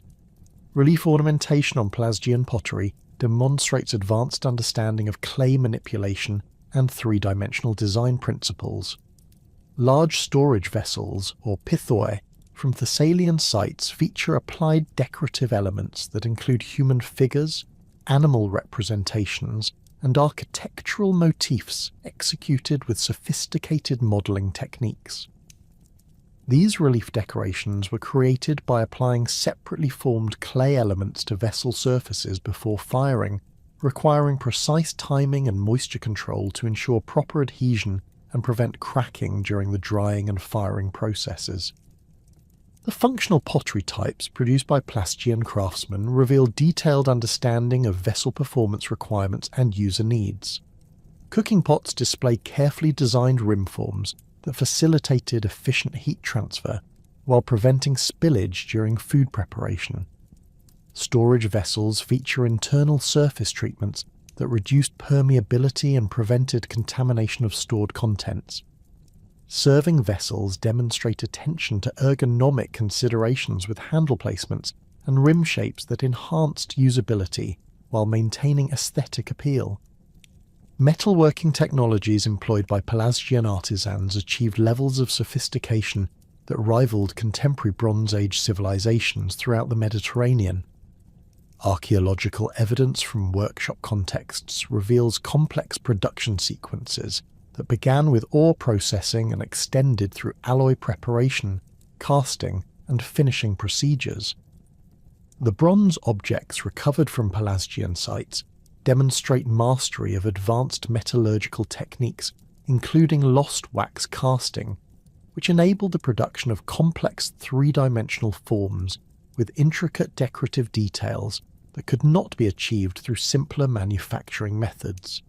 The alloy compositions used in Pelasgian bronze production show systematic variation according to intended function, with tools and weapons employing different copper-tin ratios than decorative objects or ritual implements. Chemical analysis of bronze artifacts reveals that Pelasgian metalworkers possessed detailed knowledge of how alloy composition affected material properties, enabling them to optimize metal performance for specific applications. Weapons typically employed harder alloys with higher tin content that provided superior edge retention, while decorative objects used softer alloys that facilitated detailed surface ornamentation and complex forming procedures. The casting techniques employed in Pelasgian metalworking demonstrate sophisticated understanding of mold design and metal flow characteristics. Bronze vessels recovered from various sites show evidence for piece mold casting procedures that enable the production of complex forms with undercuts and internal features that could not be achieved through simple open mold techniques. The surface quality of cast objects indicates careful mold preparation and controlled pouring procedures that minimized defects and produced finished objects requiring minimal post-casting treatment. Decorative metalworking techniques employed by Pelasgian craftsmen included engraving, rapusa work, and inlay procedures that created elaborate surface ornaments on both functional and ceremonial objects. Bronze mirrors from Lemnian contexts feature engraved decorations executed with remarkable precision, displaying geometric patterns and figural representations that demonstrate advanced understanding of metal surface treatment. The consistency of decorative motifs across different object types suggests standardized artistic traditions and possibly specialized workshops that produced objects for distribution throughout Pelasgian cultural areas. The architectural traditions documented at Pelasgian sites reveal construction techniques and design principles that influence subsequent Mediterranean building practices. The fortification systems at Polyochni on Lemnos demonstrate sophisticated understanding of defensive architecture and engineering principles that enable the construction of walls capable of withstanding both military assault and seismic activity. These defensive works employed carefully selected basalt blocks, arranged in courses that distributed structural loads effectively, while creating walls of impressive height and thickness. The construction techniques employed in Pelasgian fortifications involved the use of polygonal masonry that fitted irregularly shaped stone blocks together with remarkable precision. This building method required skilled stonemasons who possessed detailed knowledge of stoneworking techniques and geometric principles that enabled them to create stable structures without the use of mortar. The blocks were shaped using bronze tools and abrasive materials that produced precisely fitted joints capable of maintaining structural integrity through centuries of weathering and ground movement. Gate systems in Pelasgian fortifications demonstrate advanced understanding of defensive architecture and traffic control principles. The entrances at major sites feature complex arrangements with multiple chambers, overlapping defensive positions, and carefully controlled sight lines that provided maximum protection for defenders while limiting the effectiveness of attacking forces. These gate designs required sophisticated planning and engineering knowledge that coordinated structural requirements with military tactical considerations. The residential architecture documented within Pelasgian settlements reveals social organization patterns and domestic life practices that distinguish their communities from contemporary Mediterranean cultures. Houses at Polyochni display consistent planning principles with a central courtyard surrounded by rooms arranged according to functional requirements. The larger residences feature multiple storage areas, specialized workspaces, and evidence for craft production activities that indicate household economic diversification beyond basic subsistence activities. Construction techniques employed in domestic architecture demonstrate efficient use of available materials and adaptation to local environmental conditions. Walls typically employed stone foundations with mud brick superstructures that provided effective insulation, while utilising readily available raw materials. Roof systems used timber framing with clay tile covering that shed rainwater effectively, while providing protection from wind and temperature extremes. These construction methods required coordinated labour and materials procurement that indicates organised building trades and resource management systems. The distinctive building techniques attributed to Pelasgian construction, particularly the massive stone walls known as Pelasgian walls, represent some of the most impressive architectural achievements of Bronze Age Mediterranean civilization. These fortification systems, found at sites throughout Greece and the Aegean, employ construction methods that required sophisticated engineering knowledge and organisational capabilities that enabled the coordination of large-scale building projects. The walls at Tiryns, though located outside the primary Pelasgian cultural area, exemplify the construction techniques that ancient sources attributed to Pelasgian builders. The megalithic construction methods employed in Pelasgian wall building involved the quarrying, transport and placement of stone blocks weighing several tons each. These operations required specialised tools, transport equipment and lifting devices that enabled work crews to handle massive stone elements with precision and safety. Archaeological evidence suggests that Pelasgian builders employed bronze tools, wooden levers and rope systems that facilitated the movement and positioning of large blocks during construction activities. The planning and layout of Pelasgian fortification systems demonstrates sophisticated understanding of military architecture and topographic analysis. Wall circuits typically exploited natural defensive features while providing comprehensive protection for enclosed settlements. The positioning of defensive works took advantage of elevation changes, rocky outcrops and water sources that enhance defensive capabilities while minimising construction requirements. These design decisions required detailed site analysis and strategic planning that coordinated military considerations with practical construction constraints. Burial practices documented in Pelasgian cemeteries reveal complex social organisation patterns and religious beliefs that distinguish their communities from contemporary Mediterranean cultures. The cemetery at Polyochoni contains burials spanning several centuries that demonstrate consistent funeral customs and grave good assemblages. Adult burials typically feature extended inhumation, with the deceased positioned according to specific orientations that may reflect cosmological beliefs about afterlife journeys or seasonal cycles. The grave goods associated with Pelasgian burials provide insights into social stratification, craft specialisation, and trade relationships that characterise their communities. Wealthy burials contain elaborate assemblages including bronze weapons, jewellery, ceramic vessels, and imported objects that demonstrate participation in extensive exchange networks. The quality and variety of grave goods indicates significant differences in wealth and social status within Pelasgian communities, suggesting hierarchical social organisation with clear distinctions between elite and common populations. Infant and child burial practices in Pelasgian contexts display distinctive characteristics that reflect specific beliefs about childhood, death, and spiritual protection. Young individuals were frequently interred in large ceramic vessels, or pithoi, that were buried beneath house floors or in designated cemetery areas. This practice, documented throughout the Eastern Mediterranean during the Bronze Age, shows local variations in Pelasgian contexts that suggest indigenous cultural development rather than simple adoption of foreign customs. The positioning and orientation of pithos burials within Pelasgian settlements indicate careful attention to spatial relationships and possible connections to domestic religious practices. Many infant burials occur near hearth areas or storage facilities, suggesting beliefs about spiritual protection and continued connection between deceased children and living family members. The ceramic vessels used for these burials often display distinctive decorative programs that may have carried protective or religious significance.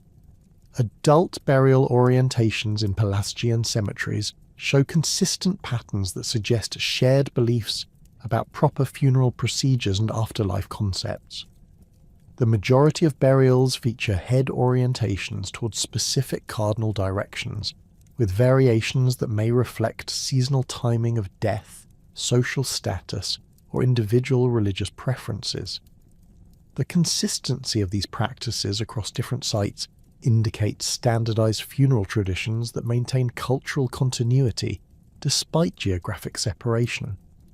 Agricultural practices documented in Pelasgian contexts reveal sophisticated understanding of crop cultivation, soil management, and food storage techniques that supported substantial urban populations. Archaeological evidence from settlement sites includes specialized agricultural tools, storage facilities, and processing equipment that demonstrate intensive cultivation methods adapted to diverse environmental conditions. The agricultural implements recovered from various sites show consistent design principles and manufacturing techniques that suggest standardized tool traditions and possibly specialized craft production. Plough technology employed in Pelasgian agriculture demonstrates advanced understanding of soil cultivation principles and animal traction systems. Bronze ploughshares recovered from agricultural contexts show sophisticated design features that enhance soil penetration and furrow formation while reducing draft requirements. These implements required skilled metal workers who understood both agricultural requirements and metallurgical techniques necessary to produce durable, effective tools. Storage facilities documented at Pelasgian sites reveal systematic approaches to food preservation and resource management that enabled communities to maintain substantial reserves through seasonal variations and periodic crop failures. Large ceramic storage vessels, or pithoi, were manufactured with specific design features that optimize preservation conditions for different types of agricultural products. Grain storage vessels feature narrow openings and internal surface treatments that reduced moisture penetration and prevented insect infestation. The organization of storage facilities within Pelasgian settlements indicates centralized resource management systems that coordinated agricultural production with community consumption requirements. Storage areas typically occupy protected positions within fortified sites and feature architectural arrangements that facilitated efficient loading, monitoring, and distribution of stored products. These organizational patterns suggest administrative systems that tracked agricultural production and managed resource allocation according to community needs. Settlement patterns documented across the Pelasgian cultural area reveal strategic considerations that balanced agricultural productivity with defensive requirements and trade opportunities. Major settlements typically occupied elevated positions that provided natural defensive advantages while maintaining access to fertile agricultural areas and transportation routes. The distribution of settlements within regional systems indicates hierarchical organization, with larger centers controlling surrounding agricultural territories and smaller communities.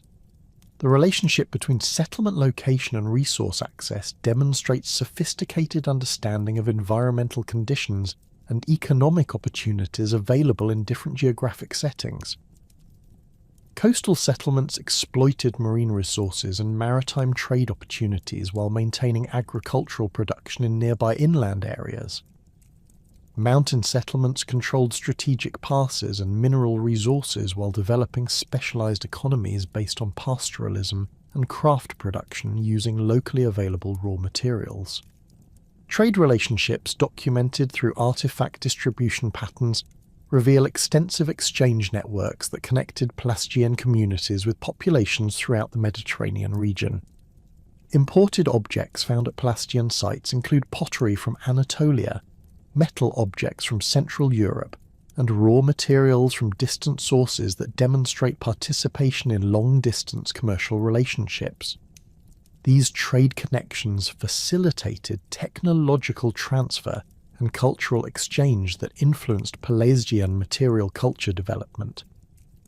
The production of trade goods for export markets indicates specialized craft industries that generated surplus products for exchange with foreign communities. Pelasgian pottery, metalwork and textiles appear at sites throughout the Aegean region, suggesting that their craftsmen produced objects specifically designed for external markets. These export industries required quality control systems and standardized production methods that maintained consistent product characteristics across different workshops and time periods. The arrival of Greek-speaking populations in the Aegean basin during the Late Bronze Age initiated a complex process of cultural interaction that would fundamentally transform the demographic and cultural landscape of the region. Archaeological evidence suggests this process began around 2000 BC with the gradual infiltration of Indo-European speaking groups, who brought with them distinctive pottery styles, burial customs, and linguistic traditions that would eventually dominate the Eastern Mediterranean.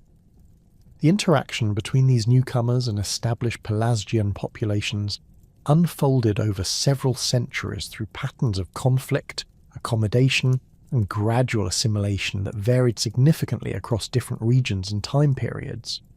The earliest phases of Greek settlement appear to have occurred in mainland Greece, particularly in the fertile plains of Thessaly and the coastal regions of the Peloponnese, where incoming populations established fortified settlements that controlled strategic river valleys and agricultural territories. Archaeological evidence from sites like Lerna, in the Argolid, reveals destruction layers dating to approximately 2200 BC, followed by the appearance of new pottery styles and architectural techniques that mark the beginning of what archaeologists term the Middle Helladic period. These material culture changes coincide with the first appearance of Greek place names and suggest the initial establishment of Greek-speaking communities in regions previously occupied by pre-Greek populations. The process of cultural assimilation between Pelasgians and Greeks appears to have been gradual and regionally variable, with some areas experiencing rapid demographic replacement, while others maintained mixed populations for several centuries. In Attica, archaeological evidence suggests a more complex pattern of interaction, with Pelasgian communities continuing to occupy mountainous regions around the future site of Athens, while Greek settlers established themselves in the more accessible coastal plains. Pottery assemblages from sites like the Athenian Agora show gradual transitions in ceramic styles that suggest cultural blending rather than sudden population replacement. The fortified settlement of Aegina provides particularly clear evidence for the coexistence of Pelasgian and Greek populations during the transitional period. Excavations have revealed architectural remains that display construction techniques attributed to Pelasgian builders, alongside pottery assemblages that include both traditional pre-Greek forms and new styles associated with incoming Greek populations. The stratigraphic sequence at the site demonstrates continuous occupation through the transition period, with gradual changes in material culture that suggest cultural accommodation rather than violent conquest. Intermarriage between Pelasgian and Greek populations appears to have played a crucial role in the assimilation process, creating mixed communities that combined elements from both cultural traditions. Greek genealogical traditions, preserved in later mythological accounts, frequently describe marriages between Greek heroes and Pelasgian princesses, suggesting that such unions carried significant political and social importance in establishing legitimacy for Greek rule over formerly Pelasgian territories. The consistency of these marriage narratives across different regional traditions indicates that intermarriage represented a widespread phenomenon rather than isolated occurrences. Archaeological evidence for intermarriage appears in burial practices that combine elements from both cultural traditions. Cemeteries from transitional periods often contain graves that employ Pelasgian burial orientations and grave good arrangements alongside Greek pottery styles and weapon types. The cemetery at Marathon in Attica demonstrates this cultural blending, with burials dating to the Middle Helladic period showing mixed assemblages that include traditional Pelasgian ceramic forms decorated with new motifs introduced by Greek settlers. The linguistic evidence for Greek-Pelasgian interaction reveals complex patterns of borrowing and substrate influence that affected both vocabulary and phonetic systems. Greek dialects spoken in regions with substantial pre-Greek populations show distinctive characteristics that likely derive from Pelasgian linguistic influence. The Aeolic dialects of Thessaly and Lesbos, for example, display phonetic features and grammatical constructions that differ from other Greek dialect groups and may reflect substrate influence from pre-Greek languages spoken in these regions before Greek settlement. Placename evidence provides the clearest documentation of linguistic interaction between Greek and Pelasgian populations. Many Greek settlements bear names that resist Indo-European etymology and likely preserve pre-Greek linguistic elements. The name Athens itself may derive from a pre-Greek root, while numerous other Attic toponyms display the characteristic suffixes associated with pre-Indo-European languages. The persistence of these place names through the Greek settlement period suggests that incoming populations adopted existing geographic terminology rather than completely replacing it with Greek equivalents. Hydronyms throughout the Greek world preserve particularly clear evidence of pre-Greek linguistic heritage, as river names typically resist change during population transitions. Major rivers like the Kephisos in Attica, the Peneios in Thessaly, and the Alpheos in the Peloponnese bear names that show no clear Indo-European etymology and likely preserve Pelasgian linguistic elements. The distribution of these non-Greek river names corresponds closely with regions where classical sources placed Pelasgian populations, supporting connections between linguistic and historical evidence. The religious sphere provided another crucial area of cultural interaction between Pelasgians and Greeks, with many sacred sites showing continuity of function through the transition period, despite changes in the specific deities worshipped and ritual practices employed. The sanctuary at Dodona exemplifies this religious continuity, with archaeological evidence demonstrating continuous religious activity from the Bronze Age through the Classical period. The oracular practices associated with the site retained their distinctive characteristics while being gradually incorporated into Greek religious systems through the identification of the local deity with Zeus. The mystery cult at Eleusis provides another example of religious syncretism between Pelasgian and Greek traditions. Archaeological evidence indicates pre-Greek religious activity at the site, with Bronze Age deposits containing votive offerings and ritual implements that predate the classical Demeter cult by several centuries.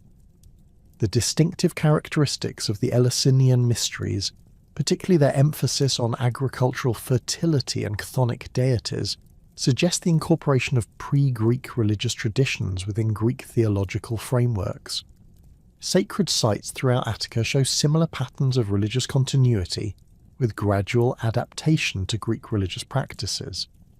The sanctuary of Artemis Brauronia at Brauron contains Bronze Age deposits that indicate pre-Greek religious activity, while the cult practices documented in later periods retain distinctive characteristics that may derive from pre-Greek traditions.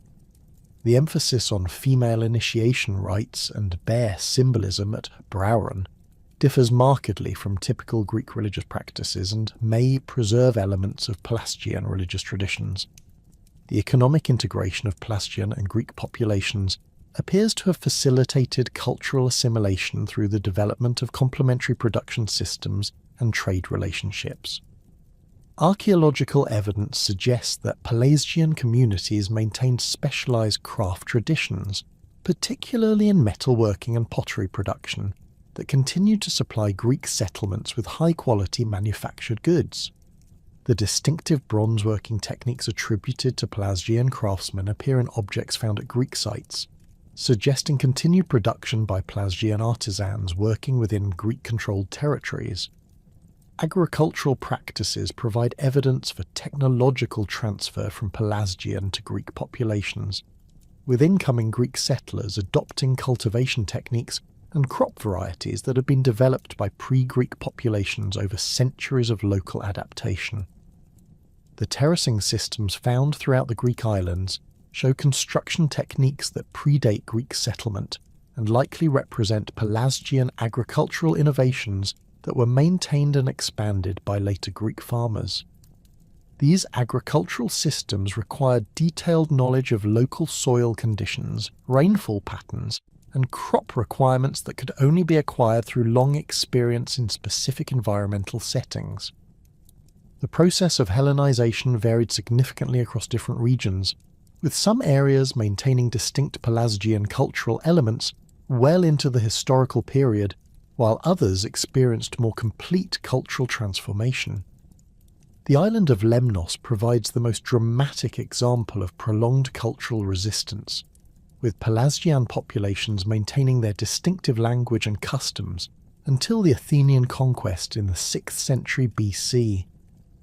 The survival of the Lemnian language for over a millennium after the initial Greek settlement of the Aegean demonstrates the possibility for cultural persistence under favourable geographic and political conditions. Samothrace presents another example of cultural persistence, with the mystery cult of the great gods maintaining distinctive characteristics that ancient sources attributed to Pelasgian origins. The ritual practices documented at the sanctuary combined elements that appear to derive from pre-Greek traditions with Greek religious innovations, creating syncretic cult practices that attracted initiates from throughout the Mediterranean world. The international appeal of the Samothracian mysteries may have derived partly from their preservation of ancient religious traditions that predated conventional Greek religious practices. The incorporation of Pelasgian populations into Greek political systems appears to have varied according to local circumstances and the specific mechanisms of Greek conquest or settlement. In some regions, Pelasgian communities appear to have maintained semi-autonomous status under Greek hegemony, continuing to practice traditional customs while acknowledging Greek political authority. Archaeological evidence from Aegina suggests this type of arrangement, with material culture showing gradual Greek influence, while maintaining distinctive local characteristics that may reflect continued Pelasgian cultural identity. The legal status of Pelasgian populations within Greek communities remains difficult to determine from available evidence, though classical sources provide some indications of their social position. Herodotus describes Pelasgian communities in Attica as occupying specific districts and maintaining their own customs under Athenian authority, suggesting a form of protected minority status that allowed cultural continuity while acknowledging Greek political control. The eventual expulsion of these communities, as described by classical historians, indicates that their legal position remained precarious and subject to changing political circumstances. Military service appears to have provided one avenue for Pelasgian integration into Greek society, with evidence suggesting that Pelasgian warriors served in Greek armies and may have achieved social advancement through military achievement. The distinctive military equipment and tactics attributed to Pelasgian fighters in classical sources suggest that their military traditions were valued by Greek commanders and incorporated into Greek military systems. The fortification techniques attributed to Pelasgian builders continued to be employed in Greek defensive architecture, indicating the practical value of their engineering knowledge. The mythological traditions preserved in later Greek literature provide extensive evidence for the role of Pelasgians in Greek foundation narratives and genealogical systems. Greek mythographers consistently portrayed Pelasgians as the original inhabitants of Greek lands, with many regional traditions describing how Greek heroes established their authority through marriages with Pelasgian princesses or conquest of Pelasgian kingdoms. These mythological accounts, while obviously not historically accurate in their specific details, preserve cultural memories of the relationship between Greek and pre-Greek populations. The genealogical systems developed by Greek mythographers typically incorporated Pelasgian figures as ancestors of Greek royal houses, providing legitimacy for Greek rule over formerly Pelasgian territories while acknowledging the indigenous status of pre-Greek populations. The figure of Pelasgus himself appears in numerous regional genealogies as an autochthonous king who ruled before the arrival of Greek populations, with his descendants being gradually incorporated into Greek royal lines through marriage alliances and political arrangements. Regional variations in foundation myths reflect different patterns of Greek-Pelasgian interaction across the Greek world. Athenian traditions emphasized the peaceful nature of early interactions, with myths describing how Pelasgian populations welcomed Greek settlers and contributed to the development of Athenian civilization. The Salian traditions present a more complex picture of conflict and accommodation, with myths describing both military conquest and intermarriage between Greek and Pelasgian populations. The preservation of Pelasgian elements in later Greek culture extended beyond mythology to include practical knowledge, technological innovations, and cultural practices that became integral components of classical Greek civilization. Agricultural techniques attributed to Pelasgian origins continue to be employed throughout the Greek world. Architectural methods associated with Pelasgian builders influenced the development of Greek monumental architecture. The massive stone construction techniques known as Cyclopean masonry, which ancient sources attributed to pre-Greek builders, continued to be used in Greek fortification systems throughout the classical period. Religious practices that derived from Pelasgian traditions became deeply embedded in Greek spiritual life, with many of the most important Greek religious centres showing clear evidence for pre-Greek origins. The oracular traditions at Dodona, the mystery cults at Eleusis and Samothrace, and numerous local cults throughout the Greek world preserved elements that ancient sources traced to Pelasgian religious innovations. These religious traditions provided continuity between the pre-Greek and Greek periods, while adapting to changing theological concepts and ritual requirements. The linguistic influence of Pelasgian languages on Greek dialects extended beyond simple vocabulary borrowing to include phonetic changes and grammatical constructions that affected the development of regional Greek dialects. The distinctive characteristics of certain Greek dialect groups, particularly those spoken in regions with substantial pre-Greek populations, likely reflect substrate influence from Pelasgian and other pre-Indo-European languages. These linguistic influences became permanent features of Greek dialectal variation and contributed to the diversity of Greek linguistic traditions throughout the classical period. Craft traditions attributed to Pelasgian origins continued to influence Greek material culture production throughout the historical period.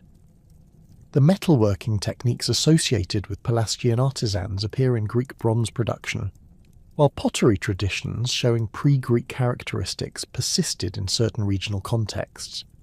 The distinctive architectural features attributed to Pelasgian builders became standard elements of Greek monumental construction, particularly in fortification systems where their engineering innovations provided practical advantages that transcended cultural boundaries. The gradual nature of cultural assimilation between Pelasgians and Greeks created hybrid communities that combined elements from both traditions while developing new cultural forms that reflected their mixed heritage. This process of cultural synthesis contributed to the diversity and richness of classical Greek civilization, with many of its most distinctive characteristics deriving from the creative combination of Greek innovations with pre-existing Mediterranean traditions.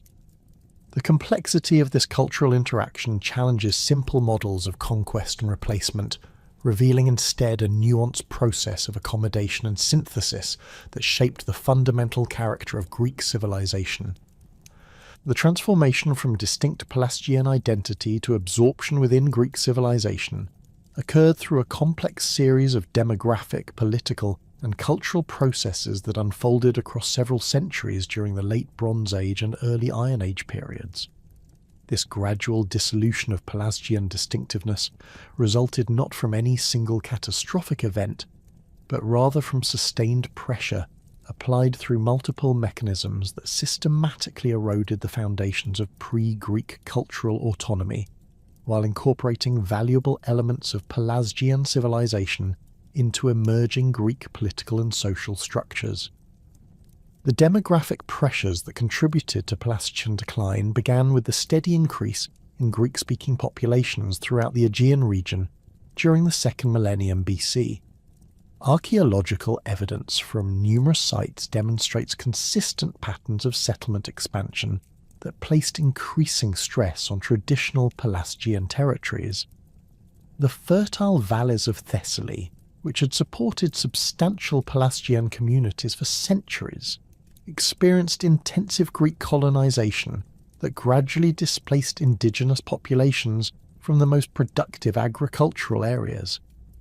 Excavations at sites like Iolkos reveal stratigraphic sequences showing Greek settlement layers directly overlying earlier Pelasgian occupation phases, with minimal evidence for transitional periods that might indicate peaceful coexistence.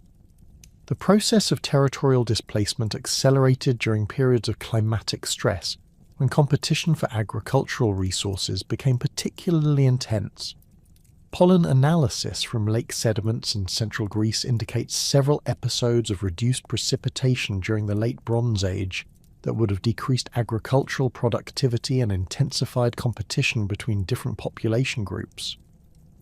Under these conditions, Greek communities with superior military organization and larger population bases possessed decisive advantages in securing access to scarce agricultural resources, forcing Pelasgian populations to accept subordinate status or seek alternative territories. Military conquest played a decisive role in eliminating Pelasgian political autonomy, though the specific mechanisms varied considerably across different regions and time periods. The Athenian conquest of Lemnos under Miltiades in the early 6th century BC represents the most thoroughly documented example of military action that directly terminated Pelasgian independence. Herodotus provides detailed accounts of the campaign, describing how Athenian forces systematically reduced Pelasgian strongholds through siege warfare that exploited superior Greek military technology and tactical organization. The siege techniques employed by Greek forces against Pelasgian fortifications demonstrate the technological advantages that Greek military engineers had developed through centuries of warfare experience.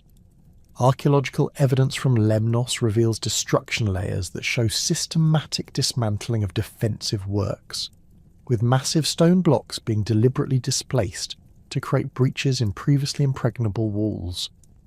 The precision of this destruction suggests coordinated engineering efforts that employed specialized siege equipment, including battering rams, scaling ladders, and possibly early forms of torsion artillery that could deliver concentrated force against specific structural weak points.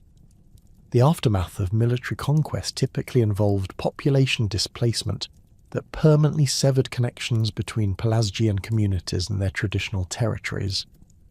The Lemnian Pelasgians, according to classical sources, were expelled from the island following their defeat and forced to seek refuge in other regions where they lacked the territorial base necessary to maintain their distinctive cultural practices.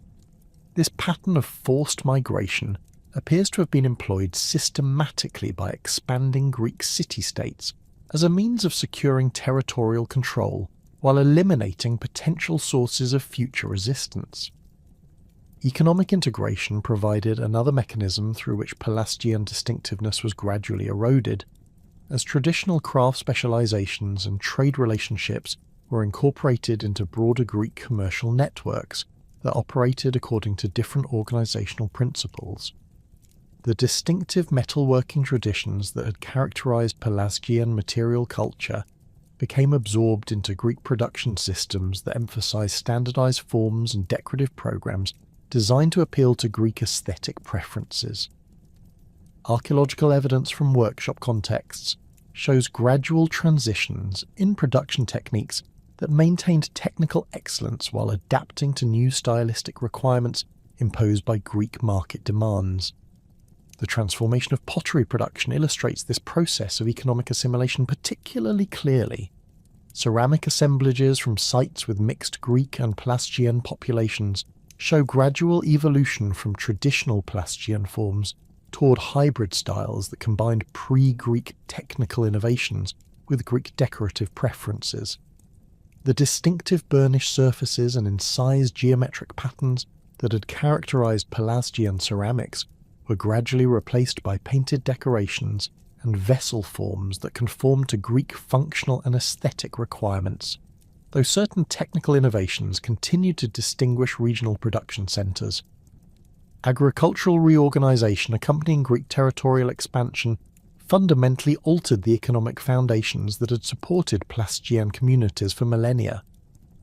The intensive cultivation systems that Greeks developed for grain production required different land use patterns than the mixed agricultural and pastoral economies that had characterized Pelasgian settlements.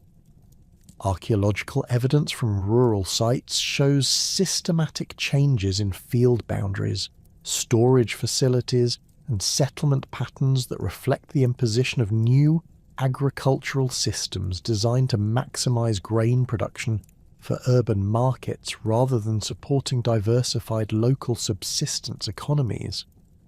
The introduction of Greek legal and administrative systems gradually undermined traditional Pelasgian social organisation by imposing new frameworks for property ownership, inheritance rights, and political participation that operated according to Greek cultural assumptions. The clan-based social structures that appear to have characterised Pelasgian communities were replaced by citizenship systems that emphasised individual rather than kinship-based rights and obligations. This transformation required fundamental changes in social identity that gradually eroded the cultural foundations upon which Pelasgian distinctiveness had been based. Religious syncretism provided perhaps the most complex mechanism through which Pelasgian cultural elements were simultaneously preserved and transformed within Greek civilization. The process of religious assimilation typically began with the identification of Pelasgian deities with Greek divine figures that possess similar attributes or functions, enabling the continuation of traditional cult practices within new theological frameworks. The transformation of the Dodona oracle exemplifies this process, with the pre-Greek earth deity being gradually identified with Zeus while maintaining distinctive oracular practices that preserved essential elements of Pelasgian religious tradition. The incorporation of Pelasgian religious sites into Greek sacred geography required careful negotiation between competing claims to divine authority and territorial control.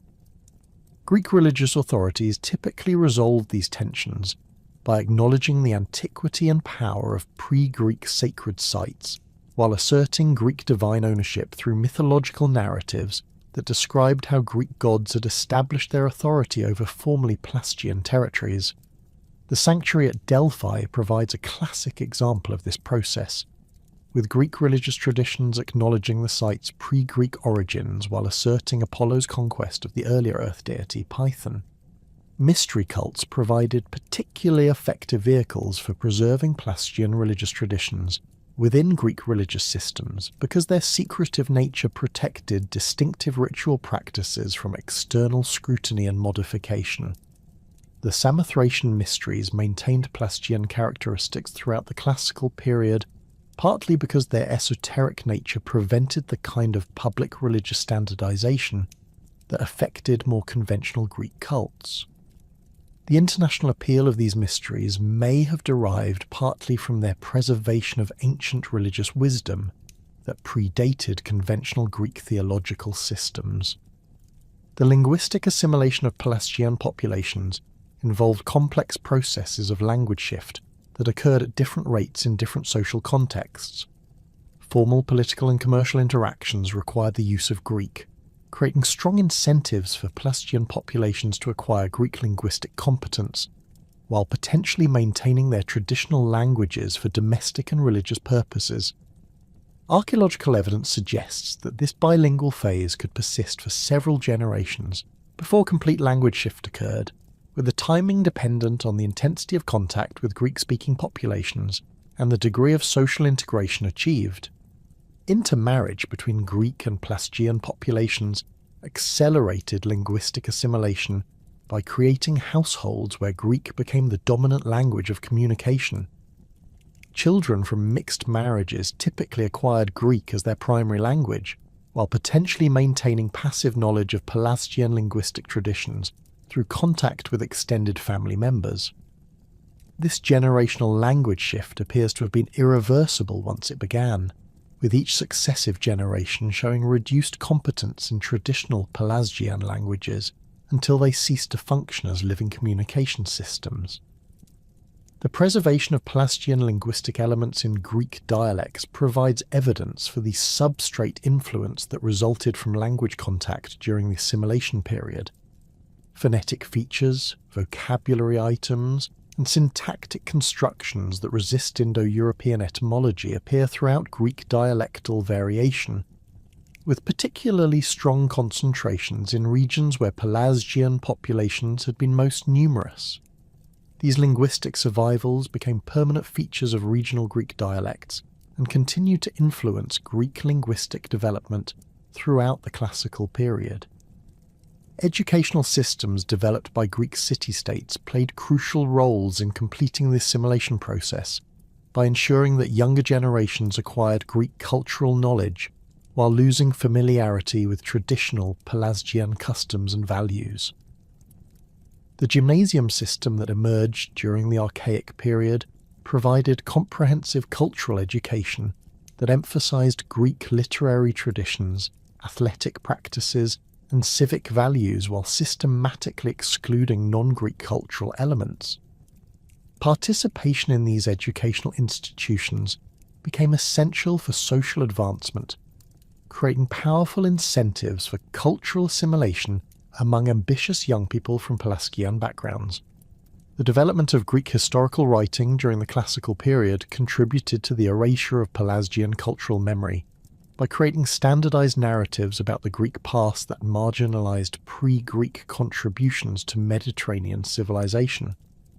The historical accounts produced by writers like Herodotus and Thucydides, while acknowledging Pelasgian presence in earlier periods, presented Greek civilization as the natural and inevitable outcome of historical development, while treating Pelasgian culture as a primitive predecessor that had been rightfully superseded by superior Greek achievements.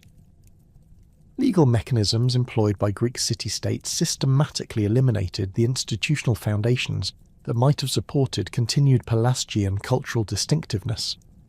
Property laws that favoured individual ownership over traditional kinship-based land tenure undermined the economic foundations of clan-based social organisation. Citizenship requirements that emphasise Greek ancestry and cultural competence excluded individuals who maintained strong identification with Pelasgian traditions. Religious regulations that standardised cult practices according to Greek theological principles eliminated the institutional support that traditional Pelasgian religious practices required for continuation.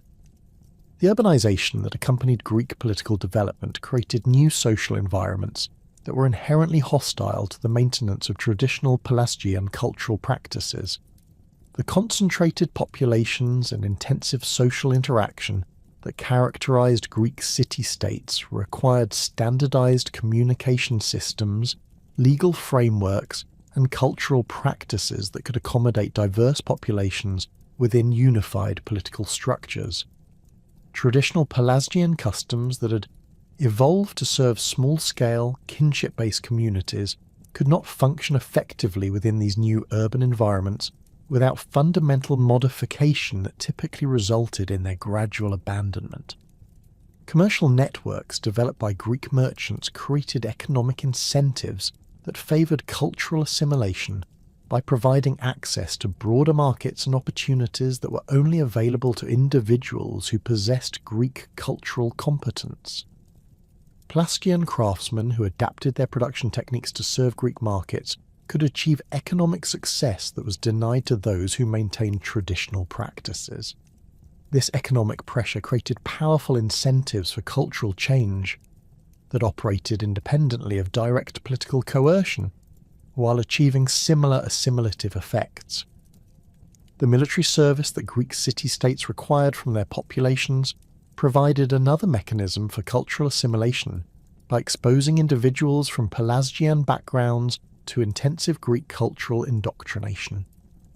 Military training emphasized Greek values of discipline, honor, and civic duty, while requiring participation in religious ceremonies and cultural practices that reinforced Greek identity. Veterans returning from military service brought these cultural influences back to their home communities, accelerating the process of cultural transformation even in areas that maintained some degree of cultural autonomy. Technological innovations introduced by Greek populations gradually displaced traditional Pelasgian technical knowledge by offering superior performance characteristics that provided decisive advantages in economic competition. The ironworking techniques that Greeks developed during the early Iron Age produced tools and weapons that were superior to traditional bronze implements, forcing Pelasgian craftsmen to adopt new technologies or accept economic marginalization. This technological pressure operated systematically across all areas of material culture production, gradually eliminating the technical distinctiveness that had characterized Pelasgian craft traditions. The administrative systems developed by Greek city-states required standardized record-keeping, legal procedures, and communication protocols that operated according to Greek cultural assumptions and linguistic requirements. Pelasgian populations who wished to participate in these administrative systems had to acquire Greek cultural competence and adapt their traditional practices to conform to Greek institutional requirements. This administrative pressure created systematic incentives for cultural assimilation that affected all aspects of social organisation from property ownership to religious observance. By the end of the Archaic period, the combination of demographic pressure, military conquest, economic integration, religious syncretism and cultural assimilation had effectively eliminated distinct Pelasgian identity throughout most of the Greek world. The last historical references to identifiably Pelasgian populations date to the 6th century BC, when Athenian forces completed the conquest of Lemnos and expelled the remaining Pelasgian inhabitants from their final autonomous territory. Archaeological evidence suggests that this military action marked the end of independent Pelasgian political organisation, though cultural elements derived from Pelasgian traditions continued to influence Greek civilization throughout the classical period and beyond. The archaeological record spanning the Bronze Age and early Iron Age periods provides the most substantial foundation for evaluating ancient claims about Pelasgian populations and their relationship to the broader demographic landscape of the Aegean world. This evidence, accumulated through more than a century of systematic excavation and analysis, reveals complex patterns of settlement, cultural development, and population movement that both support and complicate the testimonies preserved in classical literature. The material remains from this crucial period demonstrate that the Aegean basin supported diverse populations with sophisticated technological capabilities and extensive interregional connections long before the emergence of historically documented Greek civilization.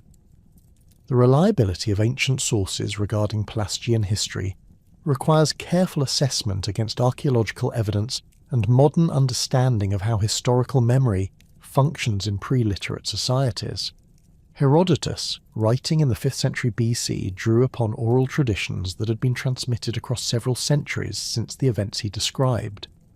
His account of Pelasgian origins and distribution reflects genuine historical memories preserved in local traditions, but these memories had been filtered through generations of retelling that inevitably introduced distortions and anachronistic elements. The geographic precision of his descriptions, particularly regarding Lemnos and the Troad, suggests access to reliable local knowledge, while his more general statements about Pelasgian characteristics and customs may reflect contemporary Greek assumptions about pre-Greek populations rather than authentic historical information. Thucydides approached Pelasgian history with greater analytical rigour, focusing on their role in early Athenian territorial development rather than attempting comprehensive ethnographic description. His account of Pelasgian expulsion from Attica reflects documented political events of the 6th century BC, while providing insights into earlier population distributions. However, his emphasis on political and military aspects of Greek-Pelasgian interaction may have oversimplified more complex processes of cultural accommodation and gradual assimilation that archaeological evidence suggests characterized most regions. Later sources like Pausanias and Strabo possessed extensive knowledge of physical remains and local traditions that earlier historians could not access, but they wrote within Roman imperial contexts that influenced their interpretation of pre-classical Mediterranean history. Their descriptions of Pelasgian architectural achievements and religious foundations preserve valuable information about material culture survivals, though their attempts to integrate this evidence within broader historical narratives reflect Roman period intellectual frameworks rather than ancient Mediterranean perspectives. The concept of Pelasgian, as employed by classical authors, functioned more as an explanatory category than as a precise ethnic designation, serving to account for pre-Greek cultural elements that persisted within classical civilization. Ancient writers used this term to explain the origins of massive stone fortifications, distinctive religious practices, and linguistic elements that clearly predated Greek settlement but remained integrated within contemporary cultural systems. This conceptual framework enabled classical authors to acknowledge the contributions of pre-Greek populations while maintaining narratives of Greek cultural superiority and historical inevitability. Archaeological investigation has revealed that Bronze Age Aegean populations possess sophisticated urban planning capabilities, advanced metallurgical knowledge, and extensive trade networks that connected communities across vast geographic distances. The settlement at Polyochni on Lemnos demonstrates urban organisation principles that rival contemporary developments in Mesopotamia and Anatolia, with defensive systems, residential districts, and craft production areas arranged according to coherent planning concepts. The technical quality of construction at this site indicates engineering knowledge and organisational capabilities that contradict earlier scholarly assumptions about pre-Greek technological limitations. Pottery production throughout the pre-Greek Aegean achieved levels of technical sophistication and artistic achievement that demonstrate mature craft traditions with deep historical roots. The ceramic assemblages from sites like Thermae on Lesbos and Emporio on Chios display consistent stylistic characteristics while showing regional variations that suggest both cultural unity and local innovation within broader shared traditions. The manufacturing techniques employed in producing these ceramics required specialised knowledge of clay preparation, kiln operation, and surface treatment that could only be acquired through generations of accumulated technical expertise. Metalworking evidence from Bronze Age Aegean sites reveals sophisticated understanding of alloy composition, casting techniques, and finishing procedures that enabled the production of complex bronze objects with both functional and ceremonial applications. The bronze industry at Polyochni employed advanced techniques, including lost wax casting and piece mould construction, that produced objects displaying remarkable technical quality and artistic sophistication. Chemical analysis of bronze artifacts from various Aegean sites shows systematic variation in alloy composition according to intended function, indicating detailed metallurgical knowledge that optimize material properties for specific applications. The fortification systems documented at pre-Greek Aegean sites demonstrate military architectural knowledge that influenced subsequent Mediterranean defensive construction throughout antiquity.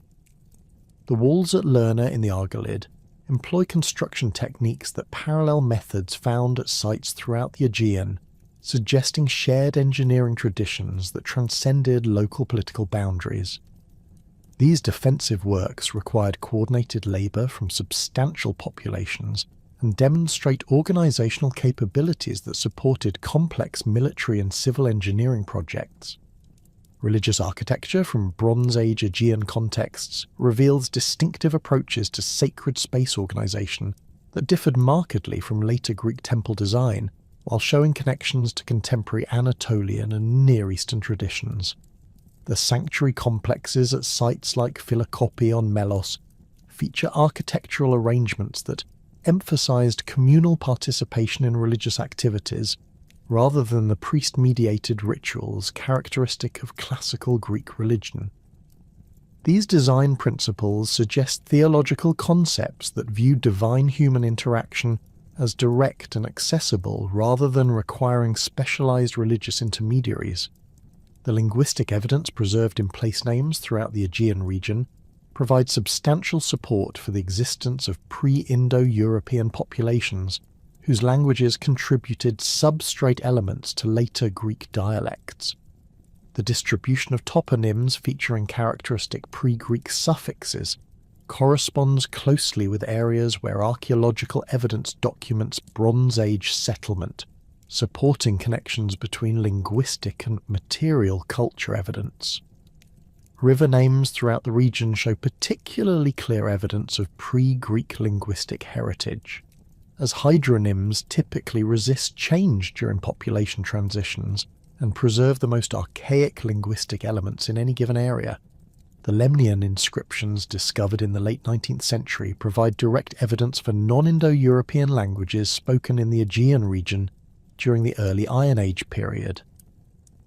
Comparative analysis of these texts reveals lexical and grammatical connections to Etruscan that suggest genetic relationships between languages spoken across substantial geographic distances. The existence of related languages in both the Aegean and central Italy supports theories of either large-scale population movements or the former existence of a linguistic continuum that extended across much of the central Mediterranean. Burial practices documented throughout the pre-Greek Aegean reveal consistent cultural patterns that distinguish these populations from contemporary Indo-European groups, while showing connections to broader Mediterranean traditions. The cemetery evidence from sites like Chalandriani on Syrus demonstrates sophisticated understanding of social organization and religious concepts related to death and afterlife beliefs. The grave goods associated with these burials include locally produced objects alongside imports that demonstrate participation in extensive trade networks connecting Aegean communities with populations throughout the eastern Mediterranean. The economic foundations revealed through archaeological investigation demonstrate that Bronze Age Aegean populations supported substantial urban centres through intensive agricultural production, specialised craft manufacture, and extensive commercial exchange. The storage facilities documented at major settlements indicate systematic approaches to resource management that enabled communities to maintain substantial reserves through seasonal variations and periodic crop failures.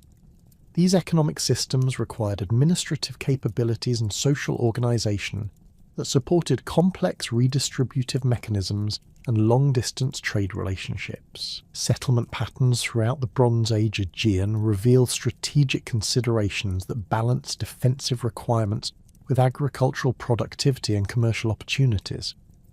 The distribution of major sites indicates hierarchical organisation with larger centres controlling surrounding territories and smaller communities, suggesting political systems that coordinated regional resources and defence capabilities. The consistency of these patterns across different islands and coastal regions indicates shared organisational principles that may reflect common cultural origins or extensive interregional communication. The transition from Bronze Age to Iron Age in the Aegean region involved complex processes of technological innovation, population movement, and cultural change that affected all aspects of material culture and social organisation. Archaeological evidence suggests that this transition occurred gradually over several centuries rather than through sudden demographic replacement. with new technologies and cultural practices being adopted selectively according to local conditions and requirements. The persistence of certain cultural elements through this transition period indicates remarkable continuity in some aspects of Aegean civilization, despite substantial changes in other areas. The relationship between archaeological evidence and ancient literary sources requires careful evaluation of both the strengths and limitations of each type of evidence.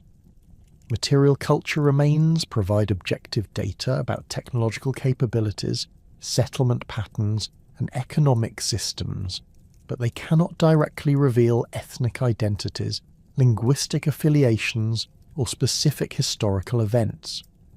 Literary sources preserve cultural memories and historical traditions that supplement archaeological evidence, but they reflect the perspectives and biases of their authors rather than providing objective historical documentation. The integration of archaeological and textual evidence suggests that the population's ancient sources identified as Pelasgians represented the indigenous inhabitants of the Aegean region who possessed sophisticated cultural traditions and technological capabilities that significantly influenced the development of later Mediterranean civilizations. These populations maintained extensive trade networks, developed advanced urban planning concepts, and created religious and artistic traditions that continued to influence regional cultural development throughout antiquity. The significance of the Pelasgian question extends beyond narrow concerns with ethnic identification to encompass broader issues of cultural continuity, technological transmission, and population interaction in the ancient Mediterranean world. The evidence for pre-Greek populations in the Aegean demonstrates that the emergence of classical Greek civilization involved complex processes of cultural synthesis, rather than simple replacement of primitive populations by superior newcomers. The technological innovations, artistic traditions, and religious practices attributed to Pelasgian origins became integral components of classical Mediterranean civilization and continued to influence cultural development throughout antiquity. The study of Bronze Age and Early Iron Age Aegean populations reveals the complexity of cultural interaction and demographic change in the ancient world, challenging simplistic models of ethnic replacement and cultural succession. The archaeological evidence demonstrates that sophisticated civilizations flourished in the Aegean region for millennia before the emergence of historically documented Greek culture, contributing fundamental elements to the classical civilization that would later dominate the Mediterranean world. Understanding these pre-Greek populations and their cultural achievements provides essential context for comprehending the true complexity and richness of ancient Mediterranean civilization and the diverse cultural traditions that contributed to its development. The legacy of Pelasgian civilization thus extends far beyond their direct historical presence to encompass their fundamental contributions to the technological, artistic, and spiritual foundations of Mediterranean culture. Their sophisticated understanding of metallurgy, architecture, and urban planning provided essential knowledge that enabled the construction of classical Greek cities and monuments. Their religious innovations, particularly in oracular practices and mystery cults, shaped the spiritual landscape of the ancient world and influenced religious development throughout the Mediterranean region.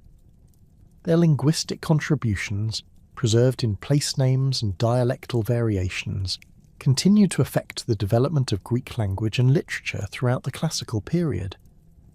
The disappearance of distinct Pelasgian identity through processes of cultural assimilation and political integration represents one chapter in the broader story of cultural change and continuity that characterizes all human societies. While their independent political existence ended with the expansion of Greek city-states, their cultural contributions became permanently embedded within the civilization that succeeded them, ensuring their lasting influence on the development of European culture and thought.